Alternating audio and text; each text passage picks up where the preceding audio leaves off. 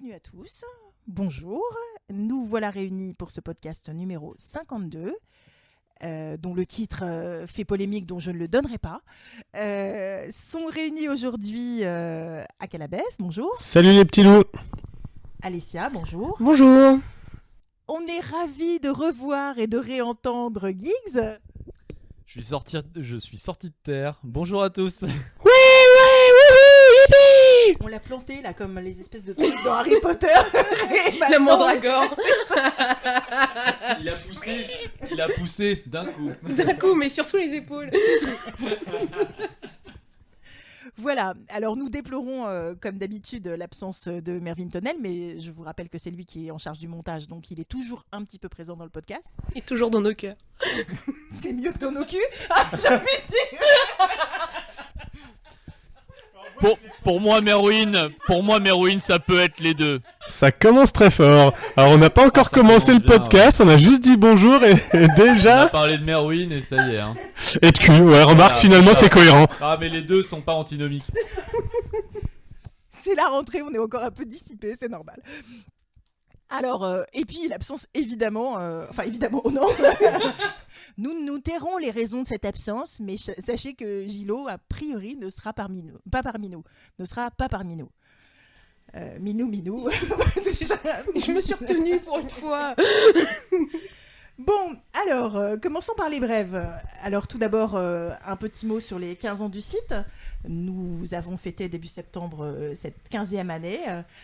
Merci à tous pour tous vos messages d'encouragement, vos vœux de longue poursuite et de bonne santé. Comme vous le savez, le site change un petit peu au fur et à mesure des années qui passent. Nous allons changer de logo, changer d'apparence, changer de beaucoup de choses. De sexe pour certains. Donc voilà, un grand merci à tous et espérons continuer encore au moins 15 ans. Giggs, une petite nouvelle sur l'avancée de la Tour Sombre. 13 janvier 2017, c'est la date qui est retenue donc pour la sortie de l'adaptation de la Tour Sombre chez Sony. Ça commence enfin à avancer. C'est passé du stade de projet un peu brumeux dont on entend parler depuis des années et au final tu finis par ne plus y croire à donc finalement ce serait tout bon pour début de l'année 2017. Donc plutôt bonne nouvelle. On attend de voir ce que ça va donner au casting. Voilà, on est très impatients. Aka, tu nous parles d'un tome 4.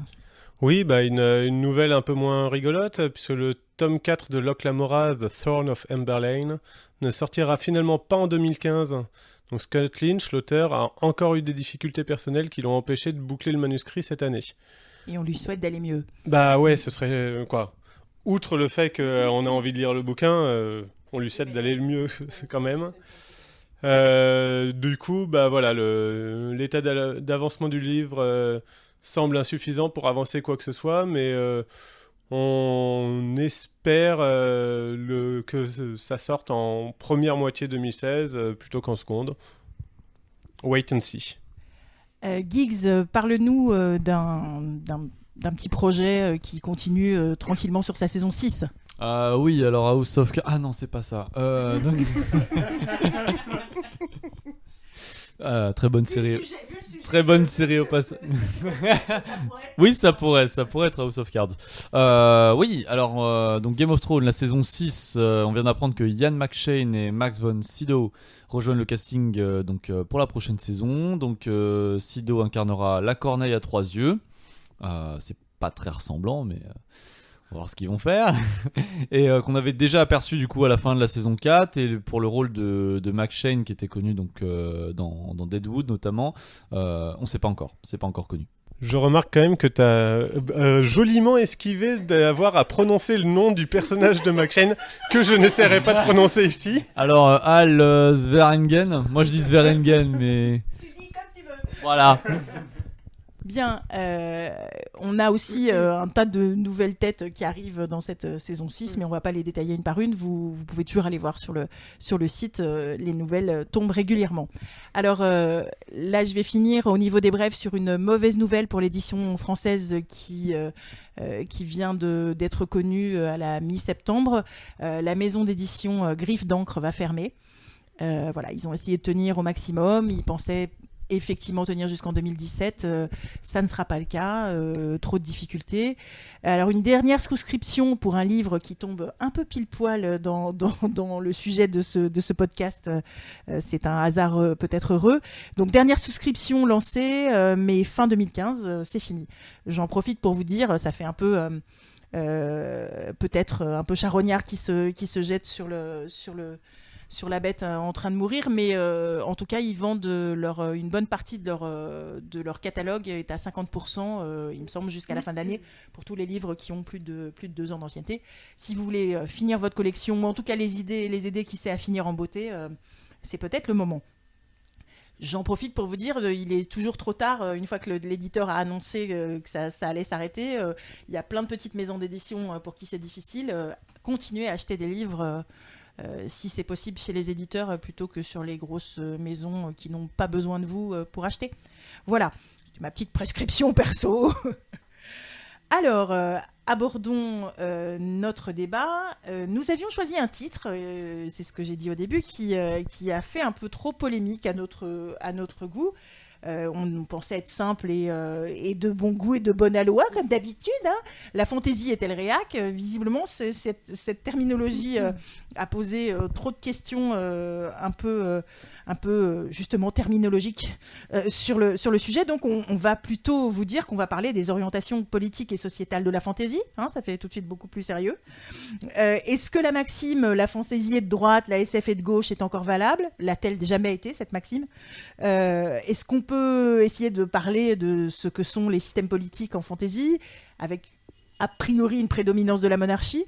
Est-ce qu'on peut parler aussi de ce qui se passe au niveau de la sphère de l'imaginaire dans notre monde réel, de la Gamergate qui d'une certaine façon s'invite en SFF avec les Rabbit Puppies et les Sad Puppies, et ce qui tourne comme scandale et comme polémique autour des remises du prix Hugo.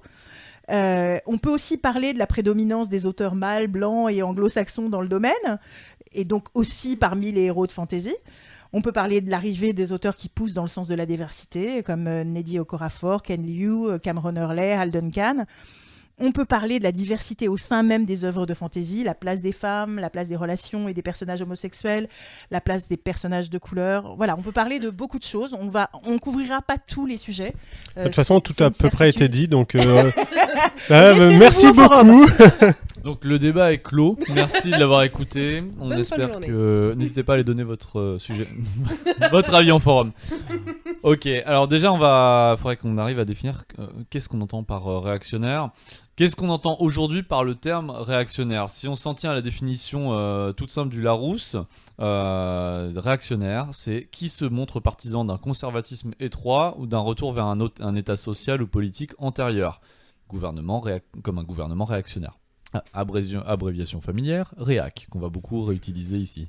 Est-ce qu'on est d'accord sur ce terme ? Est-ce que on va lancer la discussion entre nous dans ce sens-là ? Est-ce que réac, c'est tout simplement qui refuse de progrès, qui refuse de changement ? Enfin, moi, c'est comme ça que je l'entends de façon assez courte, quoi. Il n'y a pas... Il y a un forumeur, c'est Mange-Songe, hein, il me semble, qui disait que effectivement on pouvait de façon philosophique décortiquer chacun des mots qu'on va utiliser, mais oui, historiquement on peut essayer d'être tout simplement. Alors effectivement, le réac d'aujourd'hui n'est pas le réac du forum grec d'il y a 2000 ans, ça c'est une certitude, mais on parle de maintenant et on parle de nous. Plutôt, hein, moi j'ai assez peu de contact avec Platon et Pline, donc je ne pourrais pas dire ce qu'ils pensaient de ce qu'étaient les réacs de leur époque. Même le jeune. Oui, même le jeune. D'autant moins de contact. Oui, moi je suis plutôt Pline l'ancien.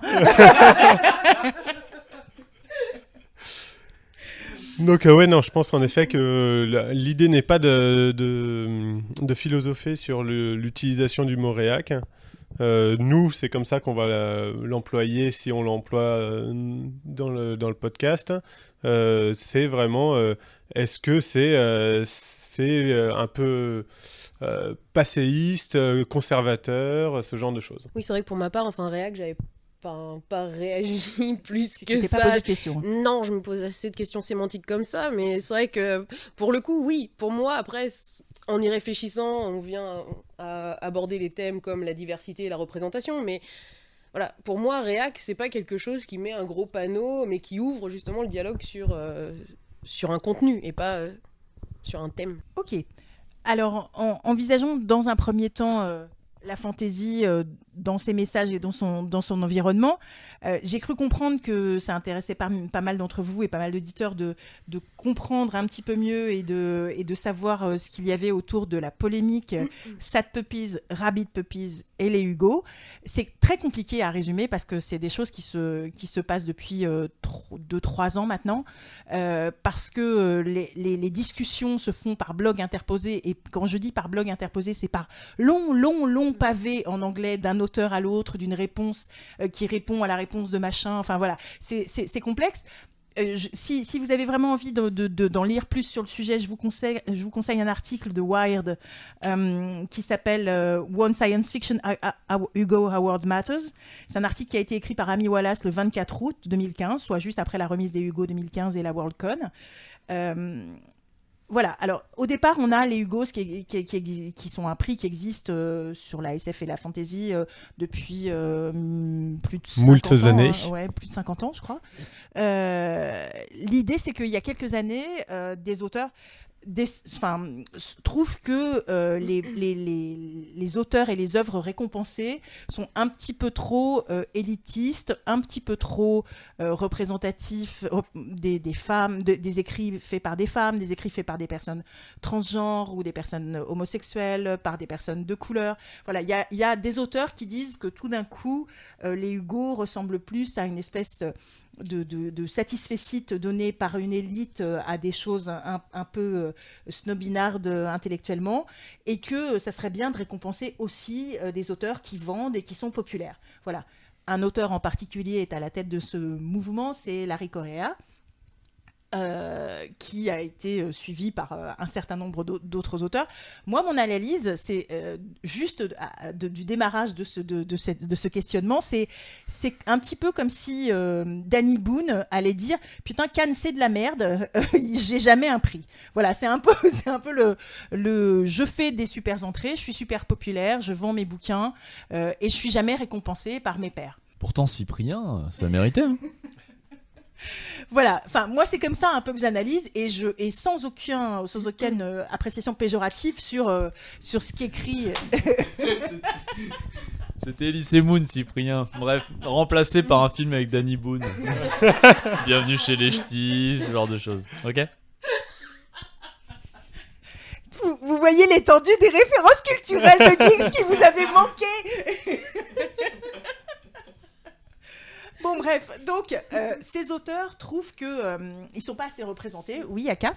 Juste pour avant qu'on parle de polémique, etc., je pense qu'on peut peut-être donner un avis, parce que moi, je trouve ça intéressant comme questionnement d'un point de vue... il faut toujours voir, en effet, qui donne le prix et que représente un prix. En effet, il y a des prix qui sont... destinés à récompenser des best-sellers ou des choses comme ça. D'autres qui sont faits par peut-être une élite intellectuelle, littéraire, etc., et qui sont voués à récompenser des œuvres intellectuelles ou littéraires. En effet, on ne peut pas comparer, je ne sais pas, moi, ne serait-ce que les Oscars avec Sundance, le festival de Sundance. Les deux prix ont une certaine valeur, qui est d'ailleurs la valeur que chacun d'entre nous veut lui donner et veut lui parler. Donc les Hugo sont peut-être un prix intellectuel, donné par des intellectuels, et qui va récompenser des œuvres plus... Certains diront snob, d'autres diront intellectuel, d'autres diront bobo ou je ne sais quoi, mais et qui se doit de parler à un public qui comprend ça comme ça. Ensuite, chacun comprend le prix comme il veut. Je pense que c'est surtout ça la problématique, c'est que les gens vont vouloir un prix qui leur ressemble et pas accepter le prix comme il est, quoi. Mm-hmm. Ouais, c'est... La valeur perçue, en fait. C'est ça. C'est ça. Donc l'idée, c'est que ces auteurs décident de squatter un peu le prix Hugo et de modifier les résultats je vais faire court, en chantant un peu les votes et en gonflant leur participation et en appelant tous leurs fans et tous les gens qui sont d'accord avec eux à voter. Le système de vote est hyper complexe, la façon de squatter, enfin d'occuper l'espace parmi les nommés est un peu compliqué.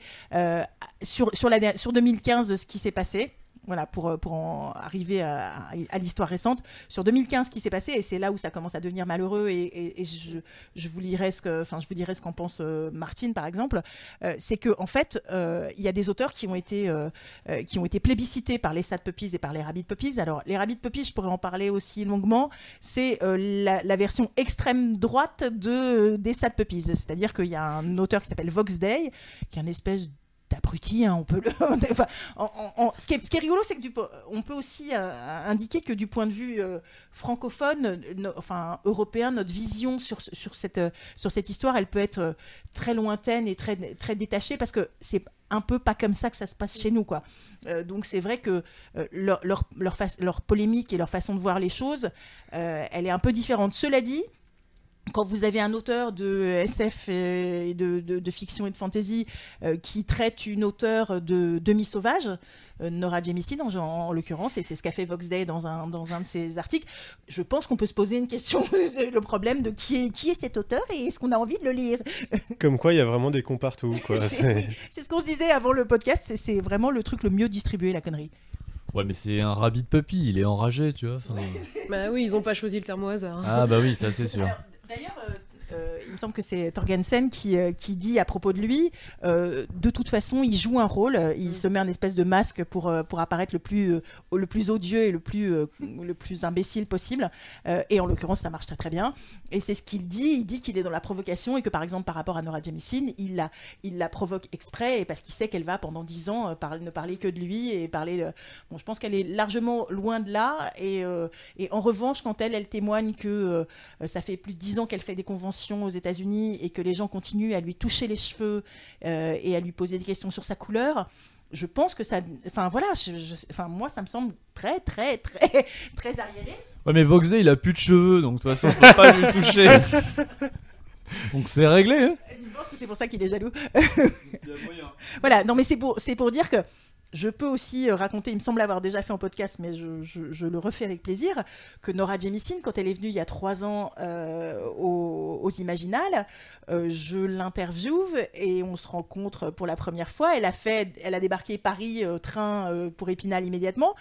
Elle m'a regardée en souriant, puis elle m'a dit un peu sur le ton de la confidence, j'ai cru à un moment qu'il n'y avait pas de noir du tout en France, quoi. Voilà, donc c'est important de se rendre compte que quand on est quelqu'un de couleur, c'est des questions, et quand on vient des États-Unis aussi, je pense aussi, c'est des questions qui peut-être ne sautent pas à l'imagination ou à la pensée des personnes blanches, mais oui, voilà, et je vais le dire maintenant et sans avoir envie d'aucune polémique, le milieu SF fantasy français ne regorge pas d'auteurs issus de la diversité. Je déteste cette expression, mais elle permet de synthétiser ma pensée. Voilà. C'est une réalité, ça change pas que nous, j'ose espérer que la question Rabbit Puppies, Sad Puppies ne se poserait jamais en France. Parce que d'abord, il y a plein de femmes qui obtiennent des prix, et que pour les Rabbits, les Sad Puppies, rien que le fait d'être une femme et d'écrire, c'est problématique. Vox Day, il dit quand même des choses sur les femmes assez atterrantes, comme quoi, de toute façon, on n'est pas faite pour des trucs compliqués, il faut pas nous donner des trucs trop difficiles à faire parce qu'on va pas s'en sortir. Ok, merci. Les sudoku, ça marche ou pas? Je sais pas, c'est trop compliqué. Il y a trop de chiffres. Voilà, au moins 9, non? Non, c'est déjà beaucoup, j'ai presque plus de doigts, quoi. Et je fais quoi du dernier doigt? Je peux pas tenir sur mon stylo et compter sur mes doigts, quoi. Voilà. Conclusion de Martine, qui s'est quand même positionné comme un auteur un peu essayant d'être un peu au milieu de tout ça et de temporiser les choses. Je te laisse le lire en anglais, Alicia. Okay, the reward for popularity is popularity. It's truckloads of money. Do you need the trophy too? Can't the trophy go to the guy who sells 5,000 copies but is doing something innovative? Traduction. La récompense pour la popularité, c'est la popularité. C'est des tonnes d'argent. Est-ce que vous avez aussi besoin du trophée? Est-ce que le trophée peut pas aller au mec qui vend juste 5000 copies, mais qui fait quelque chose d'innovant? Voilà, c'est... 5000 en France, c'est... Ah là, t'es... Ah ouais, le mec il s'en fout, hein. 5000 aux États-Unis, bon, c'est pas la même chose. Voilà, en tout cas, j'espère que vous aurez envie d'aller regarder un tout petit peu ce qui se passe autour du Hugos, même si les articles sont généralement en anglais. Ce qui est très triste pour cette année, c'est ce que Martin met en avant, et même s'il est revenu un peu dessus, il dit d'une certaine façon cette polémique a tué les Hugo, parce que cette année, il y a des auteurs qui ont été mis en avant par les Sad Puppies et les Rabbits, c'est-à-dire que les Rabbits et les Sad ont dit tel auteur vous pouvez voter pour, tel auteur vous pouvez voter pour, tel auteur. Il y a des auteurs qui ont dit j'ai gagné le prix, mais puisque j'ai été désigné par les SAD et les Rabbits, je renonce à ma nomination. Ce qui est quand même terrible, quoi. Il y a une auteure qui était pote avec je sais plus si c'est Correa ou Torgensen, et qui dit on était amis, mais elle essaye de lui faire comprendre que finalement parce que Torgensen et Correa disent ok, il y a Vox Day qui dit de la merde, mais nous on n'est pas aussi merdique que lui, on est juste c'est pas parce qu'on va dans la même direction dans des voitures différentes qu'on est pareil. Et cette jeune auteure qui s'appelle Amy Bullett, je crois, et qui donc a renoncé à sa nomination, alors que potentiellement elle pouvait avoir le prix pour sa meilleure première œuvre, ce qui est quand même hyper important.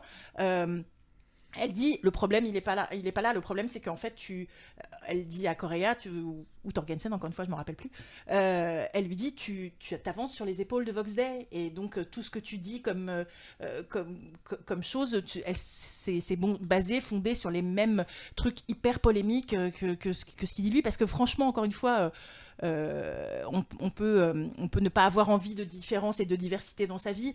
Les choses qu'il dit humainement sont réellement problématiques, quoi. Je pense qu'on est tous d'accord pour dire qu'il y a un moment où on peut avoir envie de rester dans un certain entre-soi, mais être à ce point en opposition avec les choses nouvelles et les choses différentes, ça me semble problématique, surtout pour un auteur qui fait de l'imaginaire. Mais bon, ça c'est un débat qu'on aura peut-être après. Moi, j'ai une question. En fait, je me pose un peu la question, est-ce que finalement c'est une problématique qui est vraiment orientée SF ou fantasy, quoi, littérature de l'imaginaire? J'ai quand même le sentiment que finalement c'est quelque chose qui est assez général ou générique, je sais pas exactement le terme qu'il faut utiliser, mais oui, ou que c'est le genre de polémique qui arrive un peu partout, et que là-dessus t'as complètement raison. Je pense que c'est vraiment ça fait vraiment partie de est-ce que notre société est prête à évoluer et prête à intégrer des choses qu'elle n'intégrait pas avant? Est-ce que la différence nous fait peur? Est-ce que l'altérité fait peur? Est-ce que c'est marrant parce que c'est vraiment des thèmes de SF et de fantasy, c'est l'histoire de X-Men, quoi. Ouais. C'est ça. Alicia? Pour moi, si un auteur exprime une idée que je vais considérer comme rétrograde dans ses écrits, comme la suprématie ou la primauté d'une race sur une autre, la question que je me pose, c'est pourquoi? Si cela est le reflet de ses propres opinions, donc moi, à titre personnel, ça me dérangeait. Je vais Orson Scott Card, je peux plus. Mais c'est juste personnel, parce que je fais bien la différence pour moi. C'est le reflet de ses propres opinions, mais pour moi c'est indépendant du genre du récit. C'est pas parce que c'est de la fantasy qu'il y a ce type d'idée. Il exprime ce type d'idée via la fantasy. Et pour moi, le type du récit, c'est accessoire, c'est un média pour transmettre quelque chose, et ça ne nie pas pour moi l'intérêt narratif. Alors après, voilà, à titre personnel, moi je peux pas, mais c'est pas parce que cette idée est exprimée que la fantaisie telle qu'elle est construite dans le récit sera mauvaise ou pas divertissante, et c'est ça qui rend la question très complexe. Sanderson, il vend des bouquins par paquet, et il n'y a pas une expansion du mormonisme ces dernières années. Bien, en fait. On n'en sait rien. En tout cas, en France... D'ailleurs, moi-même... Oui, c'est tu ça. peux nous parler de tes nombreuses petites amies futures femmes, c'est ça, hein? Non, mais pour moi, c'est pas le type de récit qui invite une idéologie ou une représentation, c'est l'inverse. Et comme l'a dit Justy sur le forum, l'auteur fait ce qu'il veut de sa boîte à outils. Le problème, il est aussi dans le fait qu'on est passé dans une société où on est beaucoup plus à même de savoir ce que pense un auteur de façon humaine qu'auparavant. Auparavant, on avait des rapports avec l'auteur via les écrits et uniquement, et il y avait assez peu de blogs sur Voltaire et Rousseau, finalement. Mais d'ailleurs, on a déjà eu ce type de discussion à un précédent podcast. Et je crois que ça va revenir souvent. On en est à 52. Ouais, je crois c'est qu'on va possible, se refaire des redites assez souvent à partir de maintenant. C'est possible. Et justement, ouais, on avait ce questionnement de est-ce que c'est bien finalement de connaître un auteur ou est-ce que l'écrit se suffit à lui-même et que finalement ça apporte pas grand-chose de connaître l'auteur personnellement, entre guillemets. Ouais, moi je me souviens que on avait parlé déjà dans Scott Card et que j'avais expliqué que ça m'avait posé problème en lisant la Porte perdue, parce que savoir la polémique qui existait autour de lui, le fait qu'il était anti-gay et tout ça, ça m'avait donné un sens de lecture différent dont je me serais fortement passée, je pense. Bah oui, mais c'est ça, c'est la notion de justement dont on va parler, je pense, c'est la notion de réception. À partir du moment où on sait ce qui peut être mis dans le récit, au-delà de l'histoire, et voilà, ça influe forcément la manière dont on va percevoir l'écrit, et c'est là qu'on va y mettre ce qu'on sait de l'auteur. Ouais, et ce qui est drôle, c'est que ça marche dans les deux sens. C'est que finalement, un auteur dont on va pas partager les idées, ou qu'on va, soyons clairs, trouver être un gros con, bah forcément on part avec un a priori négatif sur son livre, qu'on va peut-être du coup pas lire du tout, alors que ça peut être un chef-d'œuvre. J'imagine que Céline a quand même un fan club relativement important sur ses écrits et beaucoup moins sur sa personne. Et réciproquement, un auteur avec qui on a beaucoup pour lequel on a beaucoup d'affection, bah on va passer à côté des légèretés de son écrit, etc. Du coup, en fait, finalement, les auteurs, on peut comprendre aussi le point de vue des auteurs de ne pas justement révéler leurs opinions sur certains sujets qui peuvent paraître polémiques. Je veux dire, quand tu penses à des auteurs, je pense à King récemment, je regardais une interview de lui. Il est très engagé sur certains sujets. Effectivement, ça peut te donner envie, mais ça peut aussi être très très rédhibitoire. Un auteur qui vend beaucoup moins que King, qui vend 5000 copies aux États-Unis, s'il est très très engagé sur certains sujets, il peut peut-être rester que à 5000 copies. Que s'il reste très policé, sa carrière peut-être lui permettre de décoller. Il y a aussi ça, je pense, à prendre en compte. Une des questions polémiques qui a été soulevée quand même par les Sad Puppies, parce que on ne peut pas complètement passer à côté de cette idée, c'est que finalement, eux, ils mettent en avant que les Hugo finissent par être des prix qu'on donne à des auteurs parce qu'ils sont des auteurs noirs, ou parce qu'ils sont des auteurs gays, ou parce qu'ils sont des auteurs représentant telle ou telle minorité, orientation, whatever. Et que la qualité des livres n'est pas présente. Je pense que là, quand même, on peut, pour une auteure comme Jimmy Sin, et pour plein d'autres auteurs qui ont été nommés pour Scalzi, il y a des choses quand même où mais alors, après, il y a d'autres questions qui se greffent, encore une fois, sur ces Hugo. Il y a la question des votes, et ce que dit Martine aussi. Il dit, voilà, ça s'est fait de tout temps, le fait de pousser les votes, ce qui se fait encore plus facilement maintenant, puisque un auteur peut dire à tout son fandom, via son blog, votez pour moi en puissance. Voilà. Martine est assez peu optimiste sur l'avenir des Hugo. Il dit que ça a été un peu cassé. Il y a des remettants célèbres qui ont refusé de remettre l'année dernière parce qu'ils trouvaient que les ballottages, les votes avaient été foirés. Martine met en place depuis, il me semble, plusieurs années, un espèce de prix des losers. Il fait une soirée des losers, tous ceux qui étaient nommés et qui ont perdu.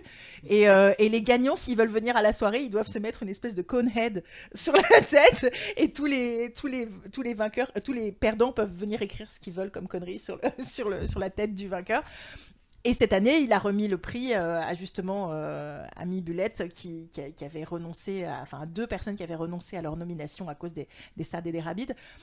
voilà, je pense que il y a un moment, effectivement, on peut toujours se poser la question de est-ce que les prix récompensent la popularité ou est-ce que les prix récompensent l'innovation enfin, c'est ce qu'on essaye par exemple avec le prix Elbakin. On n'est pas forcément tout le temps dans la tendance main, on n'est peut-être pas tout le temps dans les livres qui se vendent le plus, mais on essaye régulièrement de vous faire découvrir des choses et de proposer des choses innovantes. Si on venait nous dire ah mais vous donnez jamais le prix à Good Kind, on dit bah non, parce que il n'y a pas besoin de nous, hein, finalement. Mais c'est pour ça, nous aussi, on est des vils intellos boutonneux à lunettes, quoi. C'est Transgenre, Exactement. noir et femme. Ok, Mais- ça me va. Mais Non, en pas effet, pour transgenre, pardon. Je ne peux pas être disponible pour tout. Mais en effet, il y a une quoi. Martine le fait très bien remarquer, tu l'as dit aussi. C'est le Ouais, type je dis de... des trucs comme Martine. Ouais. Exactement. Tu vas à la plage aussi comme S'il Martine. te plaît, écris-nous la suite. Je suis sûr que tu iras plus vite. S'il te plaît. Ça me paraît pas une bonne idée puisque depuis le début je dis que je me fous de qui va monter sur cette putain de trône de fer. En plus, il est pas confortable, c'est n'importe quoi. Et, Pardon, du Aka, coup, on t'a tous je disais interrompu. un truc vachement intelligent, moi.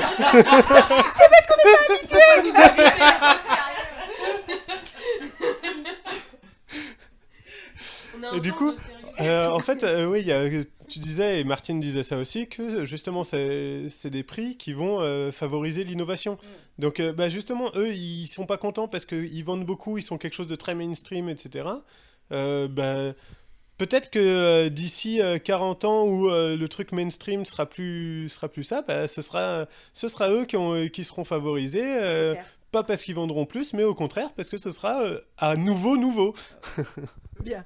On peut essayer aussi de faire le lien quand on parle de fantasy et de est-ce qu'elle est progressiste, est-ce qu'elle est réac, est-ce qu'on peut faire le lien entre la prédominance des auteurs WASP, White, Anglo-Saxon and Protestant, et l'existence de héros qui sont identiques, sauf peut-être pour la langue et la religion. Il n'y a pas que des héros protestants et qui parlent anglais en fantasy. On ne sait pas très bien ce qu'ils parlent en général. Hein. La langue, visiblement, on n'a tous aucun problème pour la connaître. Hein.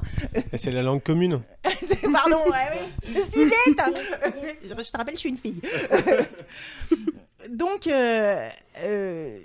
avait une idée là-dessus qui va nous être transmise par Giggs. Oui, donc je suis la voix de Gilo. Alors, La voix des limbes. donc. Une voix trop sexy, Gilo. Ouais. Comme d'hab. Ouais. Live du Canada. Donc oui, donc la semaine passée, donc Gilo a lu un roman d'un auteur indien, donc inspiré forcément de la culture hindoue, si vous suivez. Donc lui il disait que bah, justement personne ne reproche dans ce livre à l'auteur de ne pas mettre de blanc, si je puis dire, dans ses personnages. Moi il se fait un peu l'avocat du diable peut-être en disant ça. Mais enfin, si on parle de quelque chose de totalement inventé, si tu veux garder un cadre historique bien précis comme source d'inspiration principale, tu dois parfois composer avec ce qu'on peut appeler des contraintes. Mais est-ce que ce serait pas pareil en science-fiction ? En fait, ce qui est intéressant là, c'est justement cette histoire de cadre historique. Parce que est-ce que la fantasy, que ce soit du médiéval fantastique ou autre chose, bah, typiquement le médiéval fantastique, se doit-il d'être un médiéval européen et même un médiéval terrestre, quoi, Conforme à la finalement. réalité. Voilà, Ouais. est-ce que ça pourrait pas être comme dans Sacré Robin des Bois avec des baskets aux pieds, quoi, et Morgan Freeman, quoi, je pense que c'est là qui est beaucoup reproché, c'est que le médiéval fantastique soit très conforme aux critères historiques européens, Réaliste. alors que finalement, bah voilà, je prenais l'exemple du livre malaséen des Glorieux Défunts, pour le dire en entier. Il y a les personnages. D'ailleurs, on ne sait pas forcément à première de première approche à quoi ressemblent les personnages, mais ils ont des couleurs de peau différentes, des cheveux différents, des yeux différents, il y a tout ça et finalement, bah, ça cohabite. On ne sait pas exactement pour quelles raisons dans telle région du monde ils sont plutôt noirs ou ils sont plutôt... Mais est-ce que du coup, tu peux quand même classer ce livre dans du médiéval fantastique ? Est-ce que c'est comme ça que tu l'envisages ? C'est ça, la question, elle est plutôt là. C'est est-ce que enfin, moi, je comprends et je suis tout à fait d'accord avec ce que tu viens de dire, hein, mais est-ce que pour les gens qui ont envie de lire du médiéval fantastique, ils n'ont pas d'abord envie de lire du médiéval historique fantastique ? Du Martin, quoi. Peut-être, Peut-être, je sais pas. Mais typiquement, le Conan, finalement, c'est du médiéval fantastique et je crois qu'il y a énormément d'ethnies et d'un point de vue Conan, général. tu Ouais, places remarque, dans du c'est plus médiéval ? de l'heroic fantasy. Ouais, t'as ouais, raison, t'as raison. C'est quand même vraiment très basé aussi sur des faits historiques. Enfin, je veux dire, il est pas né de nulle part. Enfin, l'auteur lui-même a parlé de nombreuses fois de ses recherches historiques. Donc on peut pas mettre Conan en exemple d'univers conçu sans base historique, parce que là, ça fonctionne pas. Je pense que de toute façon, il n'y a pas d'univers conçu sans base historique. On s'inspire forcément de ce qu'on connaît, voire de recherches qu'on fait. Mais voilà, je pense qu'on peut aussi solidariser de ce qu'on connaît, tout en s'en inspirant et récupérer, ensuite mixer, faire de l'imaginaire. Oui, Alessia ? Oui, mais enfin, de toute façon, réagir, c'est forcément toujours par rapport à quelque chose. Donc on en revient toujours à la même chose. Enfin, pour ma part, je considère, comme tu l'as dit, qu'aucun écrit ne naît du vide. Il est lié forcément à l'environnement socioculturel et politique de celui ou de celle qui lui donne vie. Donc le choix d'un système politique dans un roman n'est que rarement anodin. Ça peut l'être, mais ça peut ne pas, d'autant plus quand il s'agit de la question de renverser un pouvoir, de renverser celui qui est au pouvoir, qu'il s'agisse d'une monarchie ou d'un régime totalitaire. Pour autant, pour ce qui est de la fantaisie médiévale, je me pose la question, si on choisit de faire une recréation d'une époque historique réelle, dans ce cas, comment écrire de la fantaisie médiévale sans faire référence au système féodal ?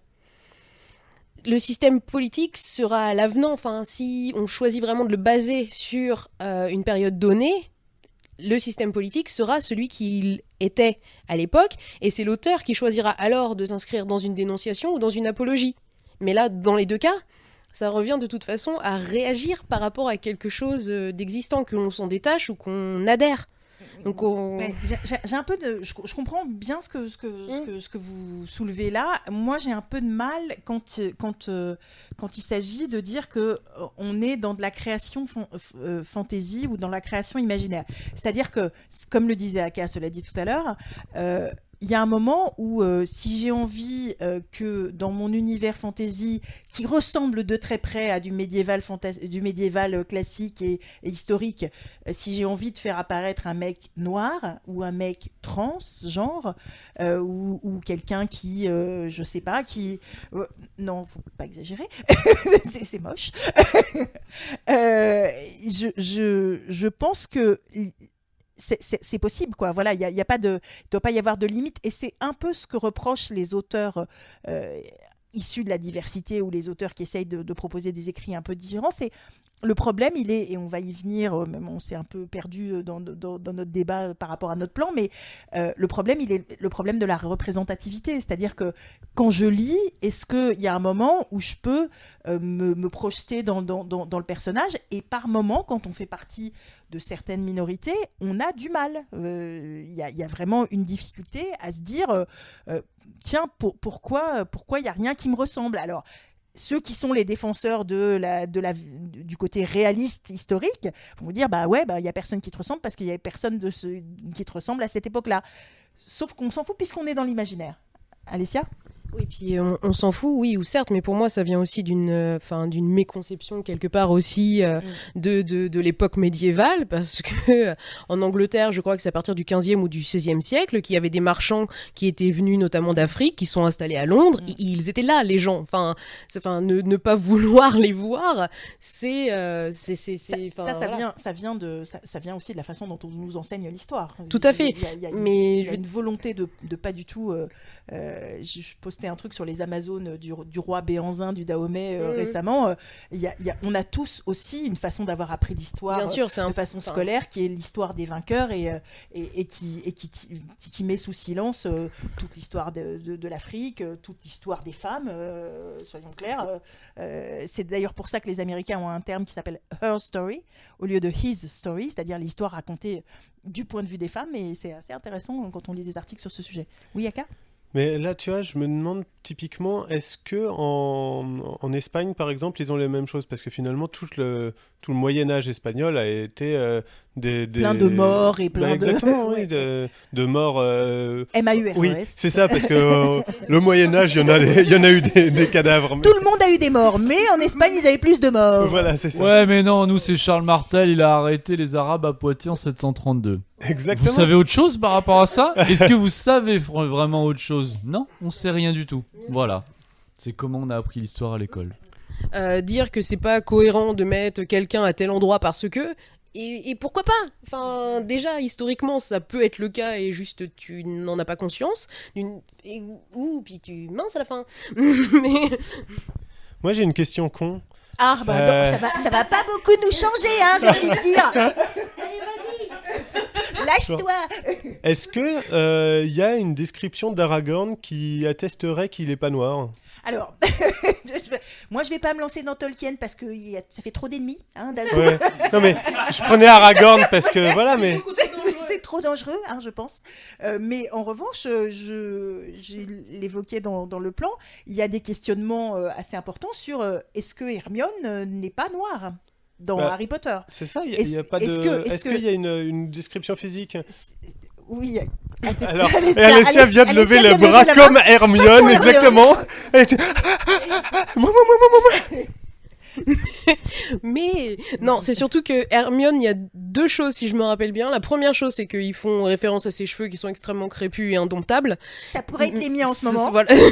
Mais pour ce qui est de la peau, il y a une seule référence, je crois, où il dit un truc comme, enfin, je traduis à vue de nez que Harry aperçoit Ron et Hermione. Je crois qu'ils étaient à Préolard ou je sais plus, et que Ron et plein de taches de rousseur, et que Hermione, et c'est marqué en anglais, is very brown. Il y a rien d'autre que ça. Mais et very brown, ça peut être. Voilà. Et ça ressemble pas spécialement à Emma Watson, qui est plutôt genre cachet d'aspirine, quoi. Very, very white, même. Rien que les cheveux. Toute ma conception d'Harry Potter. Tu sais qu'il y a des fanfictions qui disent que peut-être aussi ils sont pas de ce sexe-là et tout ça. J'ai lu que les fanfictions avec Harry, Hermione et Ginny, c'est tout. T'as pas lu celle entre Harry et Draco? Parce qu'il y a des trucs sympas. Hein. Tu devrais essayer. Mais donc oui, c'est un vrai questionnement parce qu'au final, Rowling n'a pas... Rowling. Alors, ok. Parce que Rowling, J.K. Rowling, n'a pas... elle n'a volontairement choisi de ne pas marquer ses personnages. Et c'est ça, finalement, ce qui est presque dommage et ce qui, j'imagine, vient principalement des films, c'est que qu'il y ait une polémique avec ça, c'est que, en effet, pourquoi dans les films ils ont choisi des acteurs blancs, etc. C'est finalement le parti de l'auteur, c'était d'en dire suffisamment peu pour que chacun le voit comme il veut aussi. On peut revenir à ce débat sur l'adaptation, effectivement, à quel moment les personnages cessent d'exister uniquement dans ta tête avec la façon dont tu les vois toi. Et je pense qu'on a tous...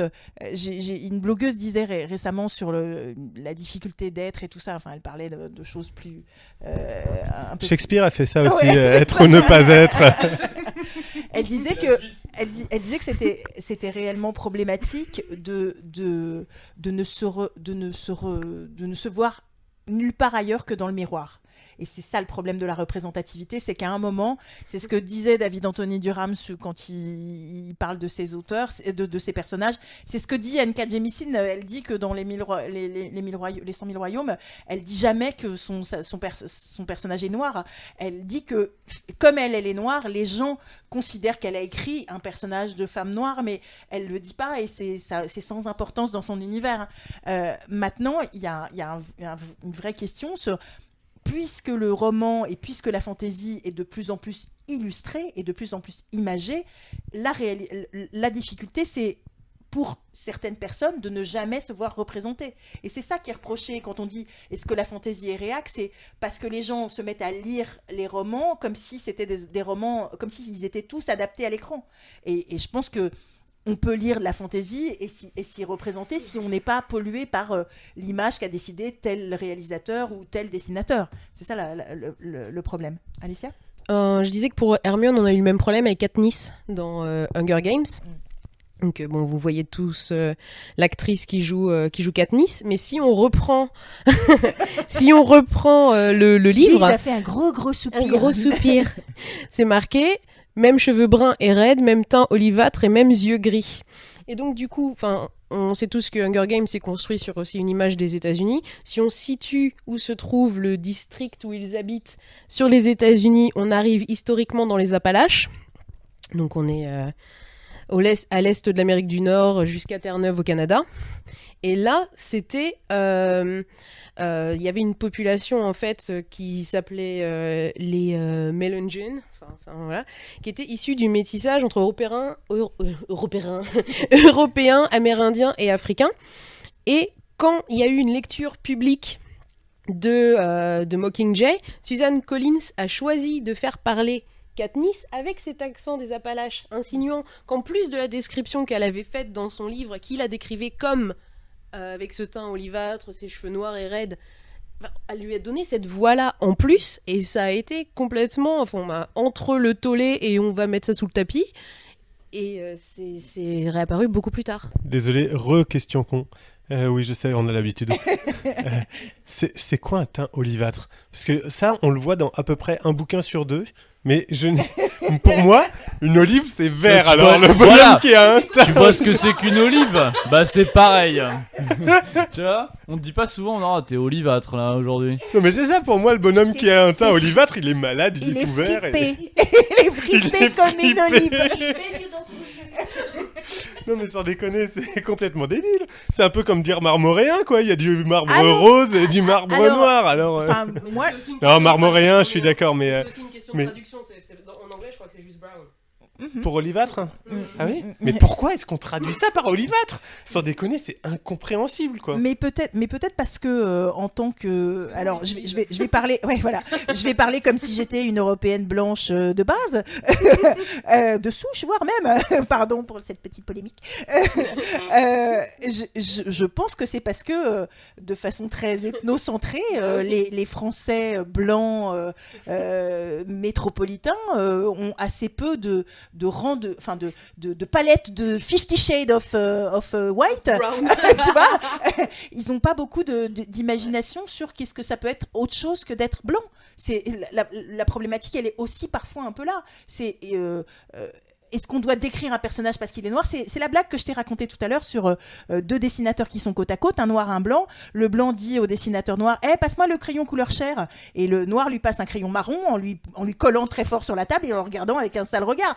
Oui, la couleur chair, mondialement, c'est censé être blanc. Ben désolé les gars, il y a des couleurs chair qui sont un petit peu plus proches du marron.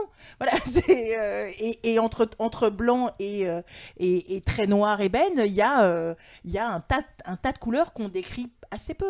Mais sans déconner, olivâtre, ça veut rien dire. Mais si, quand tu regardes les gens très du sud de l'Italie, il y a un truc sur le très bronzé. Tu vois, il y a un truc, nous on dit pas très bronzé parce que bronzé c'est ou t'es blanc et t'as été en vacances ou t'es raciste et tu dis il est bronzé comme on dirait basané. Voilà, donc voilà, on a un vrai problème avec la définition, c'est le terme que je vous ai utilisé tout à l'heure de racisé qui fait bondir quand on n'est pas habitué à l'entendre, mais les anglo-saxons utilisent person of color parce que pour eux c'est clair, c'est ou t'es blanc ou t'es person of color, et c'est plus facile à définir comme ça. Mais un asiatique peut être considéré par certains comme olivâtre, tu vois. Il y a des tons de peau qui vont de blanc à autre chose. On est tous l'olivâtre de quelqu'un. Donc la fantaisie est-elle olivâtre ? Podcast 53. Non, mais voilà, c'est ce que disait Witch. là, un choix de traduction, justement, c'est très marqué parce que tu le traduis en tant que français avec ton ressenti et ta culture, et c'est très ethnocentré. Enfin, les thématiques sont pas les mêmes d'un pays à un autre. On traduira pas justement ce type de couleur de la même façon parce que les référents ne sont pas les mêmes. Donc c'est quelque chose qui est vraiment extrêmement vaste. Mais ce que tu disais sur Aragorn, c'est vachement intéressant. Cela dit, moi ça me pose la question plutôt de comment ça se passe, comment sont perçus les écrits de la part du lectorat. C'est ce que vient de dire Alessia. Je pense que une personne qui va lire, je sais pas, sur Aragorn ou sur Éowyn ou sur, prenons 2 personnages, ou même sur Galadriel, je pense qu'il y a des gens des hommes qui ont fantasmé sur comment ils voyaient dans leur tête Galadriel, et peut-être que c'était pas du tout Cate Blanchett, tu vois, enfin... oui, Giggs Oui, Giggs a fantasmé sur Galadriel. Vous ne voulez pas savoir à quoi... Donc, et pareil pour Aragorn, j'imagine qu'il y a des gens pour qui c'était pas cette tête-là, et peut-être qu'il était blond, et peut-être... Il y a aussi, là on en revient à des choses qu'on a déjà abordées aussi, sur comment est-ce qu'on lit. Moi je dois avouer que bien souvent, la description très précise du personnage, je la zappe, ça ne me semble pas hyper important. Alors ça peut l'être pour savoir si c'est quelqu'un qui plaît à tout le monde, ou si c'est quelqu'un qui est super séduisant, ou quelqu'un qui est super moche. Mais tout ça, c'est quand même hyper relatif par rapport à chacun et par rapport à l'imaginaire de chacun. Il y a certainement des personnages que je me suis imaginé vachement plus beaux qu'ils l'étaient dans le roman, tu vois. Et je pense que c'est valable pour tout le monde. Ouais, quand Giggs lit un livre, les nanas sont toutes en bikini. Il lit pas les trucs. Ah oui, même si elles ont des armures, hein, de toute façon, les armures, c'est bikini armure, tu vois, voilà. Même s'il me décrit le full plate, moi j'enlève, hein. C'est le full plate transparent, c'est ça qui est cool. Tu peux faire ça dans Diablo si tu veux. Sans déconner. Justement, on parlait de la représentation et de comment les lecteurs perçoivent ce qu'ils lisent. Alessia, tu nous as trouvé une bonne explication par Junot Diaz. Oui, donc Junot Diaz qui est auteur de romans aussi, américain. Donc, qui a écrit, sans nos histoires, sans la véritable nature et la réalité de qui nous sommes en tant que personnes de couleur, rien de toute cette culture fanboy, fangirl n'aurait de sens.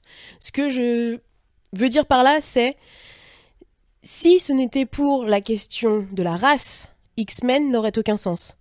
Si ce n'était pour la question de l'élevage d'êtres humains au Nouveau Monde, à travers l'esclavage, Dune n'aurait aucun sens.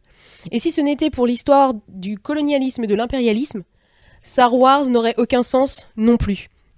Si ce n'était pour l'extermination de tant d'indigènes, des peuples premiers, la plupart de ce que l'on appelle science-fiction et les histoires de premier contact ne feraient aucun sens non plus.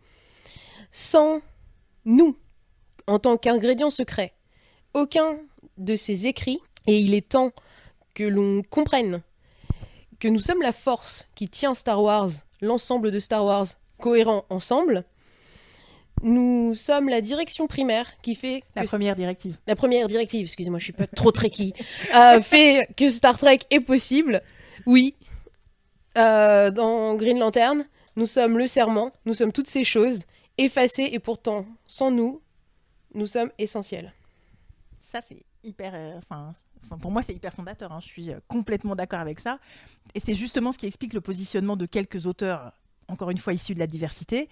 Il est peut-être temps de prendre en compte le désir du lectorat de se sentir représenté, ou plus représenté, ou mieux représenté, que dans des univers issus de l'imaginaire, cela est possible. C'est justement l'endroit où c'est possible. Enfin, je veux dire, quand Christine Angot parle de son quotidien, ouais, peut-être qu'à part Docteur Docteur Gynéco, il n'y a pas beaucoup de personnes de couleur intéressantes. Mais déjà, lui, il n'est pas très intéressant, n'en parlons pas. Non, mais ce que je veux dire, c'est que s'il y a un lieu en littérature où on peut se mettre à représenter des personnes différentes, des personnes autres, des personnes qui ne sont pas notre quotidien, c'est vraiment l'imaginaire. Si ce sont les auteurs de ce genre qui restreignent la diversité sous prétexte d'une inspiration historique, alors qui va écrire des histoires avec des noirs, des gays, des lesbiennes, des personnes transgenres, des personnes agenres? La palette de l'humanité, elle est tellement vaste, pourquoi est-ce qu'il ne pourrait pas en être de même en fantaisie, quoi? Ça me semble une évidence. Je peux aller imaginer un être ailé avec des oreilles pointues dans un décor médiéval, mais il ne peut pas être autre chose que le reflet de l'époque imaginaire dans laquelle est situé le récit. Ça me semble super réducteur, quoi. C'est ce que... Là, t'as dit trop de mots compliqués dans une seule phrase, là. Ce que je veux dire, c'est que si tu arrives à imaginer dans un médiéval historique très très calqué à la réalité un dragon, pourquoi est-ce que y a une des personnes qui pourrait pas être transgenre ou noire? Enfin, tu vois, ça me semble juste tellement facile, quoi. Mais c'est marrant d'ailleurs parce que je trouve que tu mets un peu tout dans le même bloc et en fait il y a dans ces différentes catégories, si je peux dire, je mets des guillemets autour de ça. Ça s'entend bien, tes guillemets. Ouais. il y a des traitements différents. Je pense en particulier la différence de traitement entre les personnages gays et les personnages lesbiens. Finalement, des personnages lesbiens, t'en as quand même, peut-être pas relativement couramment, mais on en retrouve plusieurs qui sont souvent sympathiques. Qui sont bien souvent l'écho du fantasme hétéro-masculin sur le personnage lesbien. Oui. Justement peut-être, ça vient sûrement de là, et que ça a un côté sympathique. Généralement, elles sont super bien foutues et... Ok, Perv Giggs is among us. Coupez-lui le micro. J'ai cru qu'elle voulait couper autre chose. Ça ne change rien, c'est dans sa tête. C'est hormonal. Et du coup, ouais, alors que finalement, il y a des personnages gays, il y en a très peu. Alors, on en retrouve très couramment dans des univers proches de la Grèce antique ou même de la Rome antique. Mais au-delà de ça, je cherche un peu les personnages gays dans la littérature fantasy. Alors que des personnages lesbiens, il y en a quand même largement plus. Moi, c'est dans Richard Morgan. Comment il s'appelle en français ce truc? Je l'ai noté. C'est pas rien classier. Ouais. Il y a bien un personnage masculin, homosexuel, qui a des relations sexuelles, homosexuelles. Dans les auteurs... Je dis pas qu'il y en a pas. Hein. Parmi les auteurs francophones, c'est des sujets très bien fréquemment abordés. Hein. Mais effectivement, le traitement est souvent différent entre homosexuels et lesbiennes, mais je dirais que c'est pareil dans la vie de tous les jours. Et l'idée, c'est que finalement, ça soit pas un sujet, mais que ça soit juste un trait de caractère comme un autre. C'est ça le truc, c'est... Oui, narmol, oui. Complètement narmol. Et finalement, ce qui est rigolo, c'est que peut-être il y en a plus que de personnages noirs ou indiens ou...